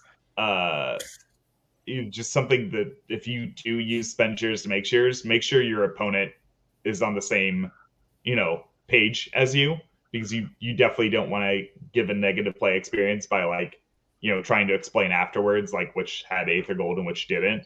Also, if the thing dies, if a unit dies and still has Aether Gold, as far as I understand, that counts still for your grand strategy because the unit is off the battlefield. Yes. So that makes it easier. Honestly, it's just easier to take what's theirs, I think, and just teleport over and be like, you want 2 ships for that. I feel like yeah, I agree. You want at least 2 ships. I would say 3 even, because you can have the Arcanauts and the Heroes in, and they count as, from what I understand as well. Yeah, and that makes it really easy. And then when your opponent has take what's theirs, it's also really fun to just fly high your Arcanaut Ironclad back into your territory of all your heroes and say, well, I have 5 units, you have 2. So you lose yours, I gain mine, and it's a 6-point swing in our favor. And I think here, watching Jeremy play his custom Skyport list is what led me to trying a custom Skyport in Boise, because obviously Jeremy is Jeremy and played a hell of a 5 rounds, hell of a tournament. He's such a nice dude too. I sort of was fangirling when I met him. I realized that we were actually old EverQuest buddies. We played EverQuest together, and I didn't actually realize it was Jeremy. So we were talking, and I was like, "Oh yeah, like we were in the same guild. We were hanging out in EverQuest before I even realized it was you." So that was kind of funny to figure out. I just added Jeremy as an EverQuest player. Hopefully he doesn't mind. And then, yeah, with this list, like, I would definitely play Mhornar again. I would probably, again, like I said, cut Gotrek, add in a couple of ships, and do take what's theirs, just because it's less record keeping. Like, I think spend shares to make shares is great. I just don't want to make a mental error in a 5-game tournament where I'm like, oops, I forgot, my Arcs had Aether Gold, and now I can't do anything to stop that. Like, it's just another mental thing that I don't want to personally deal with. But I think spend shares to make shares is great if your brain is neurotypical, unlike mine, where I just ADHD forget anything. But yeah, I don't know. I think Mhornar is super fun, super rad. That Gale Force staff is worth it, even if you don't use any of the other abilities. I know I was seeing in Discord someone was using Opportunistic Privateer really well, and I'm like sort of curious if I could pull off stuff like that. But I'm actually considering for ECO Part 2, which is coming up in August, about using this list again in a different variation, just because I had so much fun in Mhornar. So I'm guessing that would be, as you said, we're taking Gotrek out and with more ships. Yeah. Not that Gotrek did bad, though. Like, Gotrek's perfectly viable in this list. You pair him with the Ironclad, and he wrecks. Like, he just does really well. I know a lot of people are kind of low on Gotrek, like, oh, he's too slow, or people could just avoid him. That's never been my experience with Gotrek. Like, he's certainly slow, but though I sort of play him like in the chessboard. Like, in the chessboard, you go E4. Like, Gotrek is E4. Like, you put him right in the center, and you force your opponent to deal with him. I've yet to meet an opponent that can just run circles around him and not make him impactful. Like, because even if they stay off an objective, I've already done my job of Gotrek. Like, I'm now gaining points as a result of that. But that's never been the experience. Usually either one of two things happens. I eventually catch up to a unit I want to wipe out, or my opponent, for some reason, thinks they can take out Gotrek, and then I'm just happy to prove them wrong. It's happened. Like, I've had Kragnos charge Gotrek just to see if he could kill Gotrek, and the answer was no. A few other, like Archaon, I've placed against Archaon and was like, oh, can Gotrek kill Archaon? The answer is yes. Like, Gotrek, it always makes me feel good if I'm looking at my opponent's list. And I'm like, oh, what counters Kragnos or like a Giant or Archaon? I'm like, oh, Gotrek. Like, that feels good. Like, so... I don't know. I would recommend, like, if you haven't played with Gotrek in a long time, or if you want to mess around with the list, like, Gotrek's like a pretty great piece to have. It's just so expensive. He is expensive, but he's worth every point. I mean, he's 5 points cheaper than an Ironclad. Just throwing that out there. Yeah. Because he can't teleport. Oh, that reminds me. I used to joke. I'm like, yeah, I'm running a double Ironclad list. Like, you're running 2 Ironclads? I'm like, well, one of the Ironclads is a short, angry dwarf. But yes, essentially, I'm running 2 Ironclads. Yeah. How did you get on with the Warp Lightning Vortex in this list? Yeah, so I was stuck forever on Warp Lightning Vortex had to be in Zilfin. I couldn't get it out of my brain. Like, you drop it turn 1, in their deployment zone. I think, I can't remember who told me this in Discord. It was in the Skyport Discord. They were like, yeah, man, just keep it on the table. Like, keep it off the side of the board, let your opponent know that it's there, and your opponent will start playing around it even if it's off the board. And there's an advantage to it just being a threat to them. And or they focus on killing the chemist, which means they're not focused on killing important things. And that was my counterpoint to him. Was like, what if they kill the chemist? And he's like, well, you thank them for wasting an entire round of shooting, killing your chemist. And yeah, I mean, that's correct. No one shot my chemist off the board in this tournament.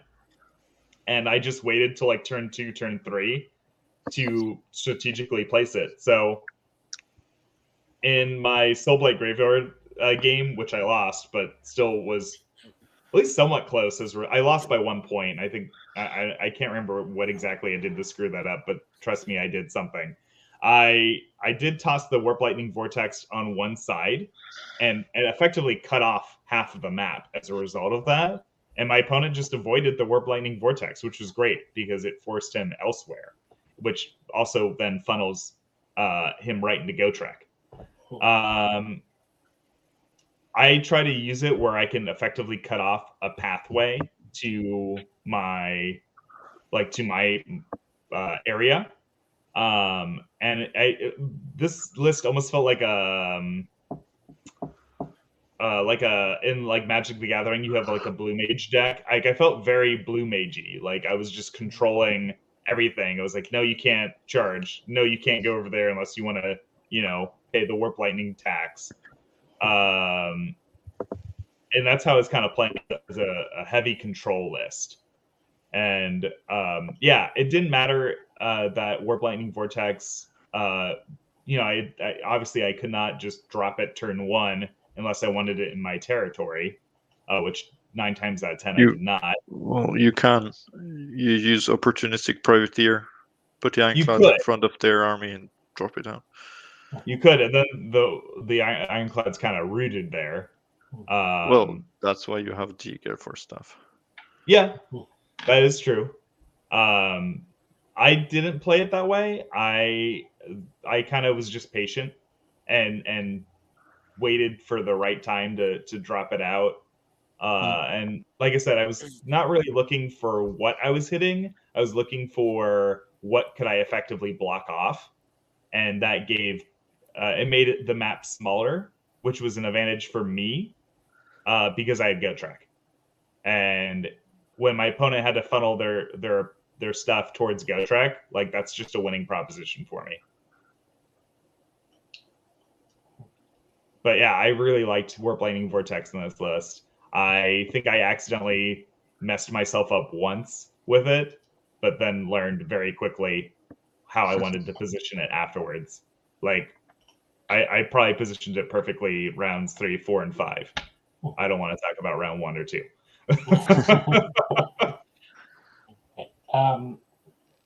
There's a couple of questions from the chat. Richard asks about the staff, which I assume he means the Gale Force stave, based on when he asked it, which, as Max said in the chat, it's the artifact specifically for Barak Mhornar. If he was asking about the other staff, from the staff of optimization, then that's the one from Zilfin. But yeah, you won't find them in with the other artifacts. It's on the Barak Mhornar page or the Barak Zilfin page. Yeah, it's under the sub factions. And Tim is asking if anyone else is mad that on the Admiral's new War Scroll, on the actual physical card, it has a chemist on the back. So I don't think it does. It does. It has the artwork of the chemist with the green swirly thing. Yeah, it's a chemist. Okay. Yeah. I did. It was a bit weird because it's very old. It's a first edition book artwork. Kind of. It's not in the current book. No, I mean normally the War Scroll cards, the artwork on the back is generic, but it's the same artwork for every War Scroll card in a pack. But this one's different from the War Scrolls that you could buy. Yeah, so, which is also a bit random. But oh well. Okay, and then I wanted to ask a question, but I just wanted to cover those things quickly, which is more of a generic question for everyone, really. Which is, I've noticed a lot recently. Everyone seems to say, "Oh, I played Kharadron Overlords differently to everyone else." and then they start saying, well, and then they sort of say that basically I don't try an alpha strike, but in a roundabout way. They will say, I'm more like you mentioned the word you used a minute ago, Phil, was being patient. Yeah. And then I've noticed other people basically saying similar things, but not necessarily using the same term. So They're not like the other girls. yeah, special. Everyone's a special snowflake, but is it? Absolutely. I mean, do we think that the way KO needs to play does need to be a bit more patient, a bit more restrained? Yes. Yeah. So this is something I've also noticed when people see KO and they see Ironclad and low drop, they automatically assume it's a strong alpha. Mm-hmm. And that's what it used to be when the book came out in 2020, second edition, Age of Sigmar. It was, give away the first turn, go in, double turn, the game's over. Warp Lightning Vortex, boom, boom, boom, everyone's dead. I don't think that's accurate anymore because to be able to alpha, like really alpha, you want to get the 12-inch guns in range, which you struggle unless you play Zilfin low drop. But and even then, there's screens. People know how to screen. They can hide people behind buildings or terrain, and then you're open for a double turn against yourself. Or just more than 3 inches So behind the front of the screen. I think people need to, the thing with KO has always been they're very fragile. If you make a mistake, if you start losing a boat, then the game's almost over. Not a gun holder, but if you lose an Ironclad, it's very hard because you run out of units very quickly to score objectives. I have so many games where the last 3 rounds I played with 2 ships and a hero or 2 heroes, and it's still more than half of my army, but I just struggle physically to to contest objectives. And so we have also seen Jeremy say this. Wait a bit. You can shoot 30 inches with an Ironclad. Yeah. 36 with a gun holder. Why are you running forward into the middle, then where you struggle to screen your boats and so on? So wait to start shooting screens, start shooting their scoring units, maybe their support heroes, and then you go in for the kill. I've done that recently at a tournament. As you know, it was the night before the tournament. We did a little test game. I just shot off whatever the witch on the chariot is called, blood cauldron thingy. Just 2 Ironclads shooting their 2 rend 6 damage shots, and then a gun holder doing 3 mortals, and that almost killed it, like turn 1, with me being way out of threat range for the Bloodstalkers or Morathi or what else. Yeah. And I'm in one corner, I'm over there shooting you. Like, you're not going to send anything over there. Why would you? So you're not threatening me, but I'm still threatening you. So that's maybe what people keep forgetting, that they have those long range options. Yeah, you're not shooting your patience. You're not shooting your carbines. Okay, well, but you still have your Ironclad. Yeah. Yep. I guess a helpful way to look at it is you're only getting maybe 50% of your damage output, maybe less. But in the next turn in the game, which is your opponent's turn, they're getting 0%. Yep. So you're winning. It's even, all out attack. You shoot a hero. It's a 3 up, 2 up. Assuming he has lookout, sir. So, roll a 3 and a 2, and the 2 rend will go through, and it's 6 damage flat, and he's dead. Yeah. So, it feels just good. need a little bit of luck rolling that 3. Or getting a 5 or a 6 on the drill cannon feels really swell. Yeah. That I would say the name of the game for KO right now is patience, and picking the right time to strike.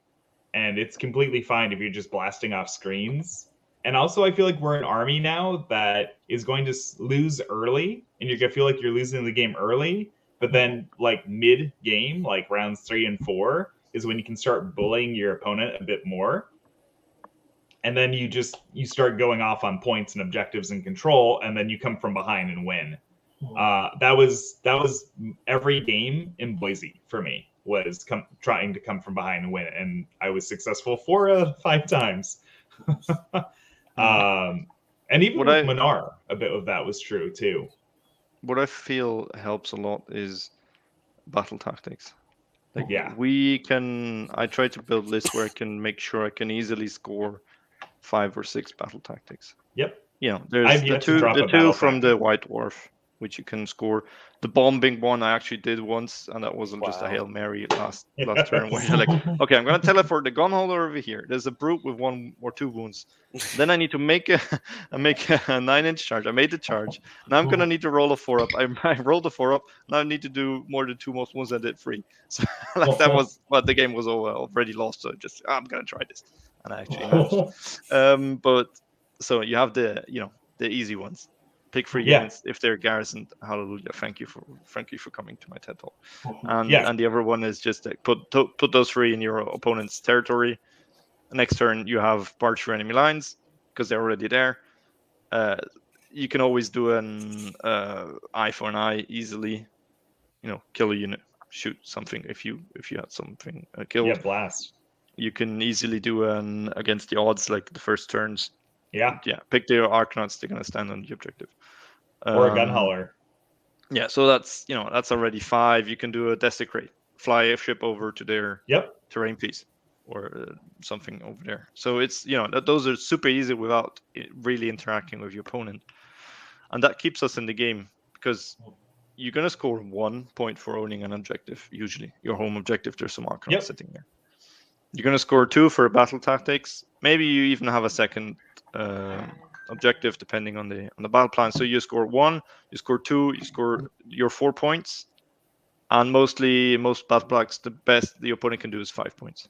1, 2 more on his plan. So you're only behind by 1 point for the first 3-4 turns, and then in the end you can strike. You can deny his strategy. So the games I won, I didn't win too big. 20-0 is if you table your opponent. But usually it's something like a 16-4, 15-5. Yeah. Because the difference is just not there. Yeah. Especially if it's daughters who have their auto score strategies and battle tactics. But yeah, so that's I think that's a way to play it now. Play for battle tactics because they're super easy with Co. And then try to not like commit too much immediately, unless you see an opening, say I can kill him. Right. And then don't feel like you have to like sacrifice stuff for objectives early. Like don't feel like, oh, I have to put these Arcanauts in a really bad position so I get this extra victory point. It's like no, like just wait, just be patient. Like you're gonna get 1 for 1 and your battle tactic, and it's gonna be okay. Because you'll still have those units around for when it matters later. The only time I would say that isn't true if you have top of 1 for like Prize of Galette or like Realmstone Cache, where it's like okay, maybe stick like 10 Arcanauts, they'll die, but you'll get 1 for 1 and 1 for more, and like that's relevant at that point. Absolutely. But yeah, I think it's just patience and then not falling for the trap of like, I'm falling behind, I need to do dumb stuff to catch up. And it's like, no, just be patient, blast stuff off the board, and then deny battle tactics. That's worth more than scoring an extra objective. That's another really good point, is it's like, I call it multi-lines of play. Like, not only are you trying to get your battle tactics, but you need to also think about what your opponent's trying to do. And so, like, you can easily screen out a desecrate their lands, right? Like, you can just stick back some boats and they can't get to it. So always pay attention to what your opponent's picking and then start going down the list and seeing what you can deny later. It's something I'm working on, because then you're kind of giving yourself extra victory points. You're rewarding yourself with that kind of foresight by denying your opponent and making it easier for you to win later. It's a lot of management. Kill that one unit so you cannot score the gaining momentum. I don't know, whatever it is. Or, my brother, like I said, plays Sylvaneth, and he can teleport in my back territory. So I just make sure I have something back there so he doesn't just get the free barge through. Which he does every game because I always forget to do that. But eventually I will stop it from that. Yeah, same with, for example, what's the battle plan with the 8 objectives? Silk nets, silk something nests. Silk seal nest. That's it. Yeah, something like that. So With the spiders, there's 8 around. objectives. You only need 2 to score your 1 and 2. Yep. To stay in the game. Like you can teleport. So you always like make sure you have 2 and battle tactics, and that keeps you in the game. And then he needs to commit because there's a lot of objectives. And then you can maybe burn. Yeah, through the burning, they can get an extra 4. Remember, you can't fly high onto an objective and burn it because you have to stay within 1 inch off. That is something I learned. Frustrating. Yes, it's incredibly frustrating. It is a thing. Yeah, but, Matt B was kind enough to let me know that in our game. He's like, "Remember, you can't do that." I was like, "Oh yeah, right, crap." Yeah. So that that's, as I said, 1-2 battle tactic. That's 4 points out of the 5 or 6 in this case. Yep. So yeah, it keeps you in the game, and then you start picking off units. Exactly that. Cool. Okay, so let's move on Back to... on track. Yeah. Back. So this should look somewhat familiar because it's very similar to Jeremy's list, except for I have 2 navigators and a rune of petrification, so I didn't just completely copy off of Jeremy, but I essentially copied off of Jeremy. Original list, guys, do not steal. Yeah. Well, you just played Baron Mhornar and they're just thieves, so it's narrative. It's like it's the Jeremy Light version. It's funny. I got in Boise the best overall KO one because I was the only KO player. But I swear, when they handed that to me, I thought Jeremy was gonna come up from behind me, and be like, "Thank you," and just take it from me. Because let's be real, like he has Jeremy, you have every right to this. I know you didn't play KO in that tournament, but let's be real, I was not the best KO player there. Kyle was there too, and Beards of Glory, as you all know him, and he also has rights to that, I think. But anyway, it's mine. This by far was, I think, one of my absolute favorite lists I've ever piloted. It's super fun.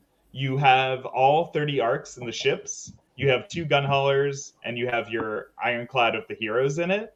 And it makes deployment really easy, which I feel like most people will mess up their deployment, and that's like a big issue anyway. So it kind of removes a lot of thinking with deployment, which I always appreciate.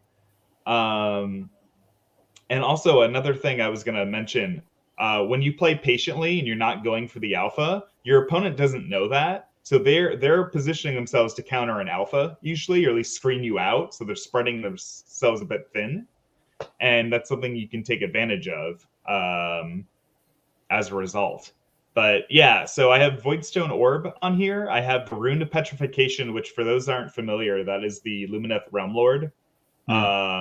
Endless spell. It functionally works like a light. Yeah, it's the budget Warp Lightning Vortex. Like, Mom, can we get Warp Lightning Vortex? We have Warp Lightning Vortex at home, and it's like the Warp Lightning Vortex at home. It's the room. Yeah, it's the ugliest endless spell model they ever designed. But... I liked mine. I will. It's so bad. I think it's cool looking. Weird. I disagree. Stone. That's a hot take. Epsilon thing. I mean, have you seen some of those goblin ones? Oh, the goblin ones. Okay, the spiders are bad. The spiders are bad. It's just a printed spider thing. It's a printed spider. The mushroom is awesome. It's a little nuke. Blast. Yeah, but I would just spray paint the spiders if I ever use Scuttle Tide. I would just spray paint. I wouldn't even bother. I would put as much effort as Games Workshop put into it. Sorry, Games Workshop. I'm a big fan otherwise. For when you're announcing the new KO book, think of me to review it. I'd be happy to. Anyway, so I have the Voidstone Orb. I do have Rune of Petrification in this. And yeah, the whole strategy with this list is patience. You have all your boats. If you get top of one, you find screens, something to shoot off that doesn't put you in danger. Whatever scary flying unit they have, you root them to the ground. So I'll kind of take you through the 5 games. Turn 1 was Jeremy's Night Hunt list. He was the one that got Smoking Boots. I was able to root a couple of things. I rooted the Blade Geist, Oleander at one time. That really worked well for me.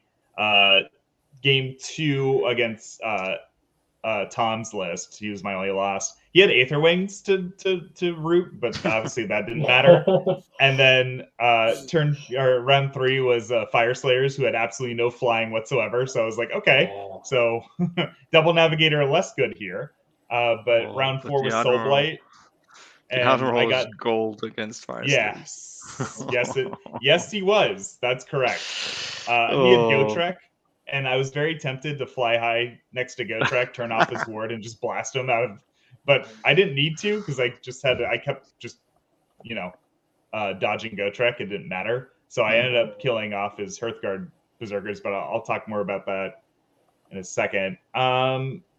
Manfred got double sixed on the Navigators, so that was actually kind of fun. Not only did I root him to the ground, but he had to actually heal him up, so that felt good. And then against Matt Barker's Nurgle list, it was the Lord of Affliction who did absolutely nothing the entire game because he was just rooted to the ground the entire game, which felt so good because that Lord of Affliction is terrifying. And to just say, you know what, you don't get to play with him, felt, like a pretty strong advantage for me. This list slapped. It was so fun. I used the Admiral ability every game because I was smart and remembered it. I shot Oleander off the board turn 3. Turn 1, I shot that auto cast Purple Sun guy off the board. I was like, no, thank you. So yeah, you can kind of either take the top 1 to eliminate a scary threat, or just play the patient game. And there's several times where I would have gotten the double turn, but I correctly identified my opponent couldn't do anything to me, so I just gave him the turn and waited much later where the double turn was more impactful to take. Let's see. Sorry guys, I gotta head off, but it's been really great having you on, Phil. Thank you. It was good talking to you, Kron. Yeah, same. I didn't hear what you said properly earlier. Have you got a tournament or? Oh yes, a little tournament. A practice tournament for a bigger one next week, where I'm gonna try out 2 Ironclads in Zilfin with a Warp Lightning Vortex. So should be fun. Sweet. Yeah. Good luck. Yeah. Good luck. Thanks for joining. And obviously, if you win the tournament, maybe we'll invite you on the show. Who knows? Oh wow! I'd love to be on Aethercast. Be the greatest to be on Aethercast. Okay, that's how I actually feel. So rude. Good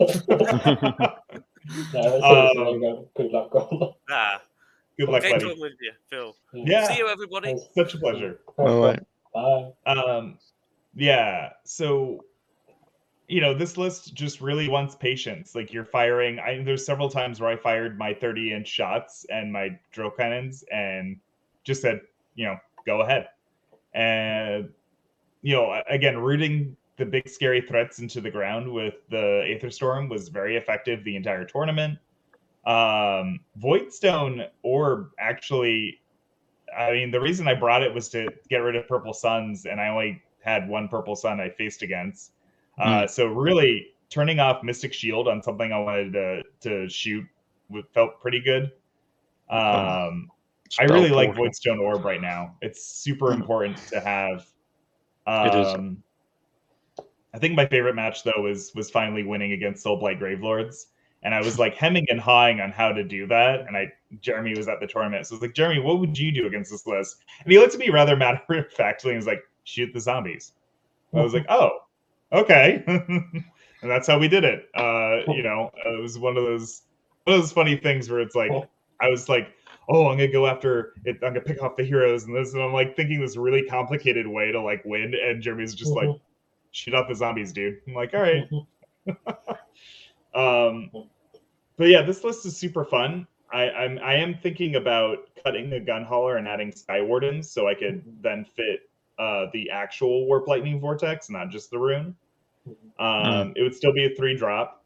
I really like Warp Lightning Vortex. It can dump Mortal Wounds on something, and I think it's a little bit more pressury than the rune. But it's costed that way too, right? So like for 40 more points, like on 6s, I can roll D6 mortals. Like that feels fairly relevant, and it's a bigger footprint, right? There's not much, because you've already covered this list ad nauseum with Jeremy. There's not much to say other than, I think 2 navigators is where we want to be. I think Voidstone Orb is really good right now because you don't want your, Ironclad to get popped by a purple sun.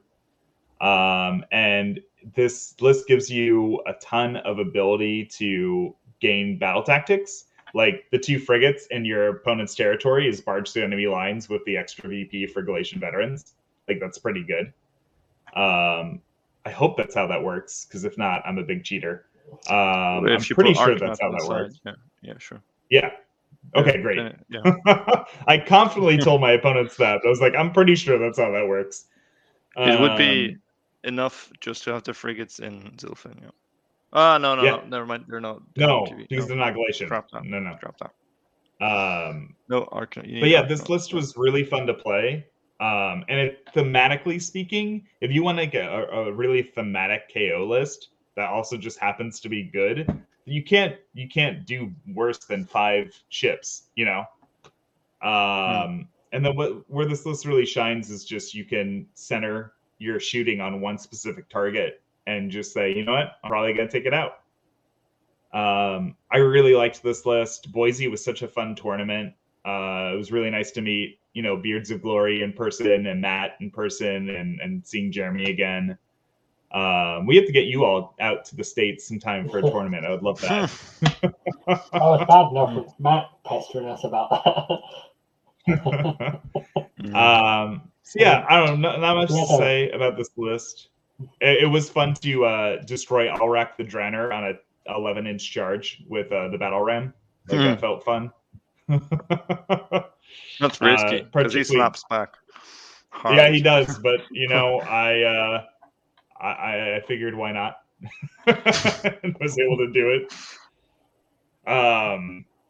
I just had a blast with this, and I'd recommend if someone was starting out KO, like maybe hold off on this list just because there's a lot of like thinking involved with it, but definitely something to work towards because it's super fun, and there's nothing like having 5 boats like out there and just kind of doing your KO thing. Like this is probably if I do something else for ECO, like I said, it'd probably be cutting the gun hauler for a Sky Warden. I think that's a reasonable change.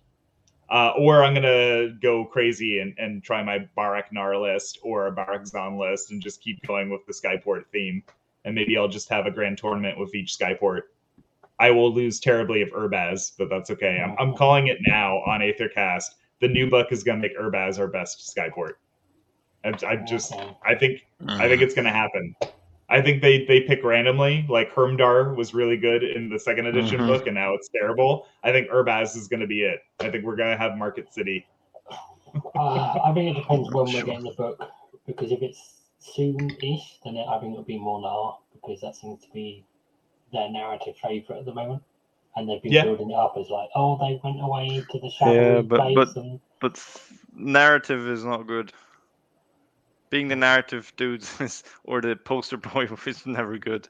Look at Barak Nar, they're shit, and everyone's all the heroes. Well, they're not the poster boys anymore, are they? Because they got after the the Necroquake, they weren't the best Skyport anymore. So. Yeah, but in the new narrative, like Mhornar, they're the guys that don't want to follow Grugny. And so on. Yeah. So I don't know if they'll choose them. I see. Plus now the Skyports, they just give you like one rule. Like sub-factions, they just give you one rule. Yeah. Like I guess, Nar might even be like, Thunder is our battle line. Mhm. That's it. Yeah, Urbaz, that would be Gunhorn is our awful. battle line. Zilfin, Oh. I don't know. You always auto run 6. Like it's just Yeah. gonna be the one thing, Yeah. and then you can mix and match with amendments, footnotes, and so on. Yeah. I think it'd be cool as a command ability to just have the hero phase fly. Like you can do it one ship again. I mean, it'd be powerful, but Oh, it that would could be an admiral trait. Mhm. yeah. But there's already Yeah. a trait for the Admiral that's very similar. Yeah, exactly. Yeah, so That's a good idea. So it could be that, and yeah, we'll probably see some, hopefully some changes to gold, because Yeah, I I don't would like like to see some the asymmetrical way rework. it's like it was very innovative at the beginning, but then everyone got their little resource like Eva Quartz and God knows what. And Aethercast else. is arguably better. It's I so don't much know. better well, it's better. because the I rules like are the not +1 rooted to inside wounds. a publication that now changes every half a year. Yeah. Like we had 6 frames, then we went to 3, then we changed them, then we got Yeah. a couple of more from a book, but then some don't, and now it's just +1 to wound and battle shock immunity basically. Yeah, I agree. It was like re-rolling saves was so much better. It was so much better. Reroll all hits, reroll all saves. It's just way better. I reckon they will keep the A for gold. And Yeah, I they'll keep reckon it, but we'll do something each else. faction will get a special A for gold triumph. Oh, that'd be cool. What if they did like the Tau? Then you'll have like 1 good one and 5 shit ones. Maybe. You'll have 1 good Skyport and 5 Yeah, Skyports. no, I don't like that. I would like to regardless of what see they do. So. like trading lanes or something, whether this is in Path to Glory or like an actual sub-faction ability or faction ability. Like, Tau has the diplomacy thing in 40k. I don't know how it works. I just know they're doing something with diplomacy. It'd be cool to see KO as like really like leaning forward if they're like trade routes, and you would get some sort of bonuses depending on who you're trading with. Like, I don't know. I think it'd be kind of fun to explore, even if it's in Path to Glory. That would make me want to play Path to Glory. Right now, I have Fire Slayers in Path to Glory, and it's just okay. It's really hard for me to summon up the will to paint Nate. Sorry? I was going to say the way they try and trick people into playing Path to Glory is where they put it in the book. Yeah. Because you have to flip past it and like, oh, what's this? Yeah, exactly. In the middle of the rules. But yeah, I think this is going back to this list. I think this list speaks for itself. It's really good, and something that I'm looking forward to figuring out in the next coming tournaments. Like, is this what I take? Am I gonna try something different? I'm gonna go into a different Skyport again. I always would just say keep list building. It's fun, it's possible to just make up something new and have it work. That Barak Thyng list is a great example of that. And just have fun with it, because that's like the whole point of Warhammer, is like building like really fun lists and figuring it out. I have a couple of questions actually about the list. Sure. Oh yeah, absolutely. So, because you said it's basically the same as Jeremy's, but there are a couple of differences. Mm-hmm. Because he only has 1 battle regiment and only 1 navigator. So, I mean, I guess we know why you have the double navigator. It's good. So we don't need to ask why there. Obviously, the spells are different because you've spent points on the extra navigator. Mm-hmm. And the extra battle regiment is kind of because he can't. Because, can he? Yes, because you'd only need 2, so he could double battle regiment if he wanted. But, I mean, do you feel like because you've got 4 heroes, Max mentioned this we have like the Aethercast Facebook Messenger group where we planned the show. Max, you mentioned this, like, would you consider taking Command Entourage? Oh, for the flare pistol. Flare pistol or something else? That's a good question. I like flare pistol. It would just... I would be nervous that I would constantly have to go first all the time. But I don't even know, like Max said in the chat, I don't know if that's necessarily a bad thing, because I could just outrange my opponent and just, try to go for a double turn later, which is more or less what I'm doing anyway. So I almost wonder if it is worth just going the extra drops. It'd be what, 6 drops instead of 3 in this list. Yeah, 6. Yeah. And then I would get, re-rolling hits, and that seems great. Yeah, I guess you could potentially make it double ironclad, which would, instead of the 2 frigates. Yeah, then Yeah. it's 5 reduce the drops. drops. Yeah, and I don't know how I feel about that, mostly because I would have to paint an ironclad. I mean, we're definitely not going to do it for a tournament in a couple of weeks. I mean, watch me, but yeah, I like the frigates mostly because they're flexible. You're absolutely correct. They don't do obviously as much damage as an ironclad does, but and again, I don't know if I'm talking myself out of this because I don't want to paint an ironclad. So please, everyone, take this with a grain of salt. But it would be interesting. Yeah. If you put an ironclad in this, you're basically playing the list I played the last GT. Oh, okay. Where I had same heroes. I had the Purple Sun instead of the Rune. No frigates, but the ironclad, and I had 1 gun holder and 3 engine riggers instead of 2 gun holders. Yeah, perfect. And that worked pretty well, except the Sun wasn't worth it.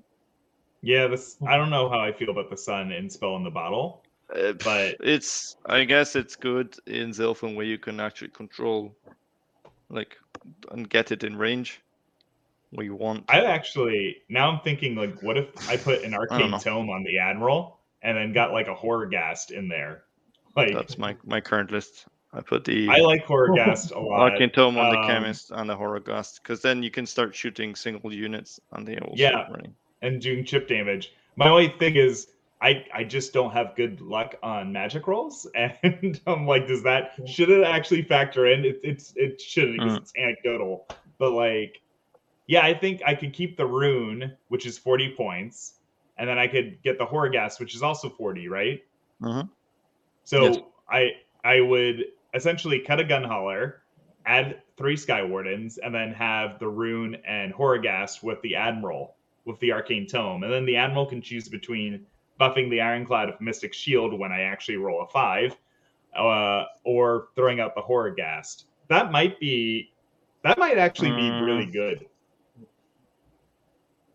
Maybe. You would need to put some artifact on the Chemist if you want to keep Collector.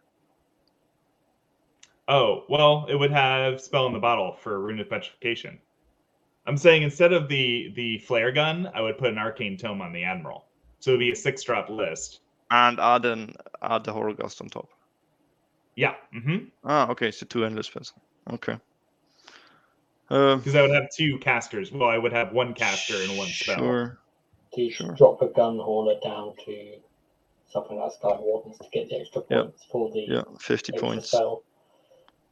50 points, and then you're at 1985. Mm-hmm. I think. That might be. I'm gonna take a look at that. I love the idea of Horrorghast. So the Horrorghast is awesome. It's one of the better endless spells, I think. What will probably happen though is I'll cast Horrorghast on a 6 or a 7, and then my opponent will just dispel it, and it'll be completely irrelevant the entire tournament. But ideally, on paper, if I'm playing against a destruction army, or something. The thing is, you can put whoever it is casting it. Let's say it's the Admiral with Arcane Tome. You can sit him behind the ship, out of 30 inches, for unbinds. Cast it. That thing has a within 30-inch threat range, because I think it set it up in 12 and it moves 8, or set it up in 8 and it moves 12, one of the two.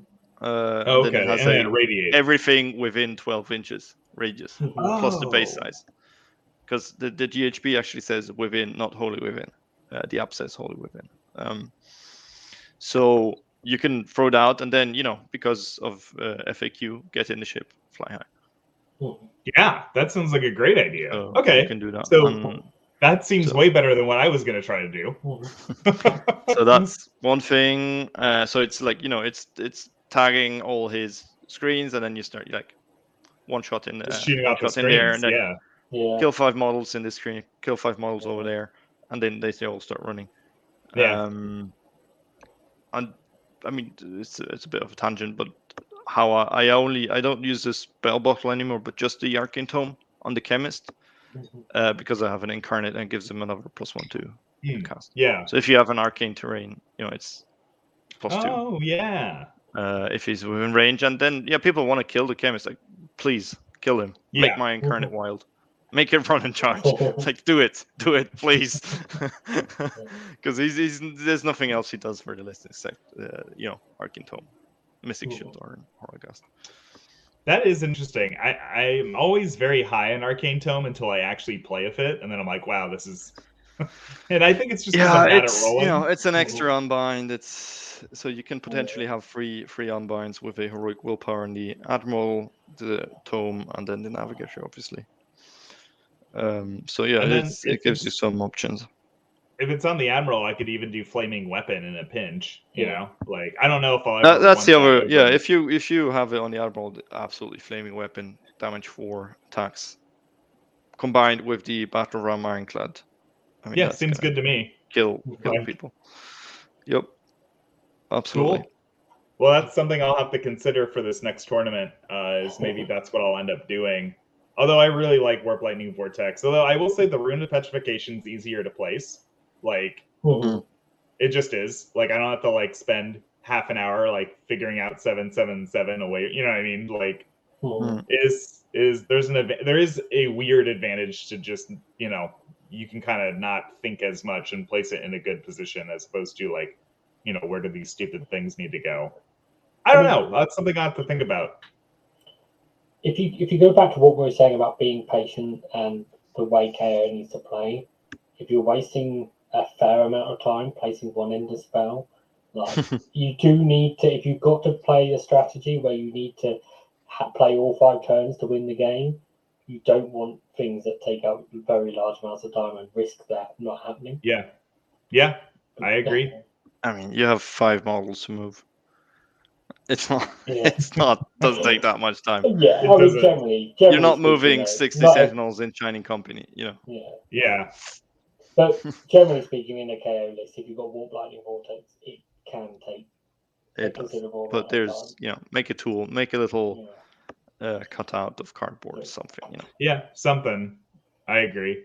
Yeah, well, that certainly gives me a lot to think about for this next tournament. It will probably end up being custom, but I don't want to talk about Kyle's list because he's not here. But there's a Zon list out there that looks really fun to play. I mean, we've been talking in the Aethercast chat about a Barak Nar list. I eventually want Nar to work. I don't know how to make it work at the moment. Wait for the new book. Yeah. And then Urbaz. It's just so bad. I mean, no, I think you can make it work and you can do well with it. But what you will do is you will play a list that is technically probably just better in another Skyport. You wanna play Nar? Yeah, cool. 15 Thunderers. But then you need the Zilfin Hero Phase move to actually get them. And then they're Galatian Vets then. So they just... Oh, yeah, no. They just explode. No, just so bad. Then you have you get all the CP you want turn 1. What the hell am I doing with all these CP turn 1? And it's because they wrote it for the old edition. I'm surprised of course. But it's no a bummer. Because no one cares anyway. Exactly, because no one plays Nar. The only thing is, you can have Brock and give revolt charges to everyone. Yeah. Why? Who's charging? Why? Like Thunderers? No. You can make it a foot army of Endrin Masters. I don't know. Something like that. Yeah, I don't know. Nar's in a weird spot, and so is Urbaz. But we'll get there eventually. We'll have me on again someday, and I'll be like, here's my Urbaz list. Urbaz is just because you don't have a tax artifact. That's the main reason, I think. And that's the main reason to play custom is because you don't have the tax artifact. Extra gold is good. I mean, you're using extra gold in this custom Skyport list. because that is a good thing to have. Yeah, it is, reward. but that's why I also play custom with extra gold, but I don't play the spend the shares strategy. Yeah, because if you get the extra free gold, and you have a triumph, so you have one ironclad with 2 golds, one with 3. Like I only have 5 turns of shooting to spend those gold with an ironclad. I have, and then I still have all the gold on the heroes and whatnot and arcanauts. So like I struggle to spend the gold. I have fake charged with Arcanauts to spend the gold. I've been like, okay, I'm charging, and then I make the charge, but it's great. I'm like, okay, I'm gonna spend that gold to reroll that charge. And they're like, why? I'm like, because I have to spend the gold. Yeah. So it's also if the more units you have, the more heroes you have, the more you struggle to spend all that gold. Yep. Because they can spend in the hero phase, some of them, and shooting phase. But the shooting phase, I don't want to spend gold on an admiral. Like I want to spend it on the ironclad. The Admiral is actually one of the hardest ones to spend the gold for. Yeah, because he doesn't have shooting really difficult. Shooting is the one. Yeah. So it's interesting. I mean, he could use it in combat. He could use it in combat, but he could. You need to get him in combat. Yeah. It's interesting with this custom Skyport. One thing I just remembered was, as you see, it's 1995 points. If we didn't get those point reductions in the GHB, this would have been an illegal list. And so, just sort of the impact on having arcs and the navigators. I think some of our best units actually reduce in points. Was pretty big for us. So between the new GHB, the point drops, the FAQ, and now the Admiral change, we've actually had a lot change for KO, and it's starting to I guess we're reaping the rewards of that as we're seeing a lot of different KO lists being rather successful. I'd rather have a points drop on the ironclad, to be honest. Yeah, make the or the Thunders would be nice to actually absolutely, because Thunders are overpriced. I agree there's a lot of changes, but I don't think the points drops and some changes are what make KO good now. But it's the meta where KO play into. Yeah. Because we safe stacking is still a thing. You could use the sun. I don't think the sun is the big impact. But it's people are going higher drops because of bounty hunters and conquerors. So low drops is good. Their bounty hunters are not doing anything if you shoot them, because you're not engaging with them. And the expert conquerors, they're scoring the objective anyway with 2 models or 10 models or 30 models. Because I need to remove the models before I actually get onto it. So that doesn't benefit them. And as you said, Lee, battle tactics are fairly easier now. They were horribly hard. Like monsters takeover, I can't do that. I don't get the extra point for killing something with a monster. You can't I don't even have a monster. with 3 monsters to get to do it and get an extra point. Yeah, get the extra point running 3 monsters. I don't have 1 monster. Like all these things. Get a monster in the enemy there. Like all those bonus stuff was just not available to us. It was really brutal. Like keep your wizards alive, keep your priests alive, keep your monsters alive. Like I can't do anything of this. The one I can do is start collecting terrain pieces. Like that's the one I could do, which was bad enough. So I think that's. I think in 3 tournaments now, I've yet to drop a grand strategy or a battle tactic, and so that's how impactful they've become. Absolutely. And it's definitely easier for us. So I think KO's in a good spot right now. Like I don't think we're running away with the meta by any means, but at the same time, like it's enjoyable to play, and I can feel pretty confident in my matchups. Yeah. Last GT I scored 18 out of 20 battle tactics. Nice. Yeah, it's exactly. Because as I said, they're pretty easy compared to other armies. Yep. Yeah. Cool. All right. Do you have another list? I don't think so. I think that's it. I think that is it. Yeah. We could have had maybe another slide for what I was doing in ECO, but I don't even know yet. And basically what we just talked about was probably what I'll end up doing, is Yeah. dropping a gun hauler for a Sky Wardens. Yeah, I started doing a slide for it earlier, and then I realised it's basically the same slide, but you take off a gun hauler and add Sky Wardens. And then I was like, but then then we'll talk about the flare pistol thing. Like, do I have to do multiple variations? Like, no, just leave this. No need. We'll talk about it. We'll just talk about it, yeah. 6 drops might be right. I definitely can't wait to talk to you all more about that. I think the Horgast might be really interesting. I might be overvaluing the Horgast, but it looks fun. It's a good tool to have. To give you an example, I shot my long range shots into 6 long strikes. I killed 3 of them. The Horgast was nearly all around. Oh, well, there you go. You get lucky. I mean, he rolled a 5 on his battle shock, and off and they then go. You had D3, yeah. Yeah, and he had the D3, and so like if not, he would have maybe rallied 1 back and shot back with 4 of them. So people are surprisingly reliant on battle shock immunity. Absolutely.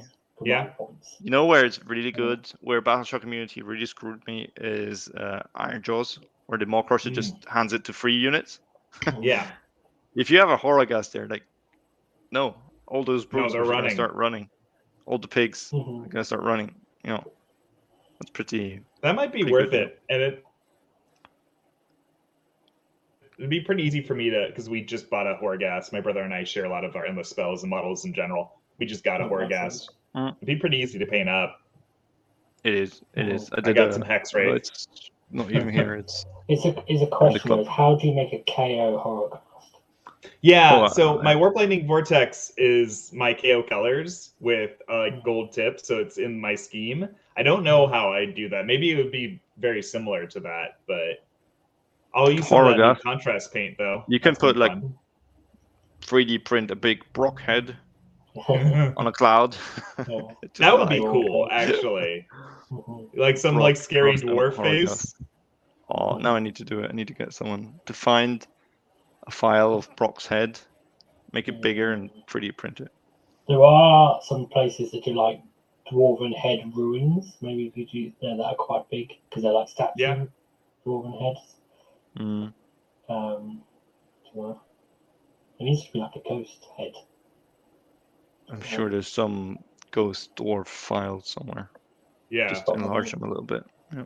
I don't know. I think I'm gonna take a look for that and do a little custom Horrorghast. I mean, I have the original one from my Soulblade army, so I just use that. But... There you go. Yeah. You're right. You just put cogs on it, it's fine. Cogs makes everything look a bit dwarfy. Yeah, that's true. All right, guys. Yeah, all right. I think we covered everything. Thank you very much, Phil, for coming on the show. My pleasure. Anytime, truly. We'll continue the chat in our chat group. Thanks for everyone that watched. Thanks to you, Max, for helping me chat to Phil, and to Kron as well.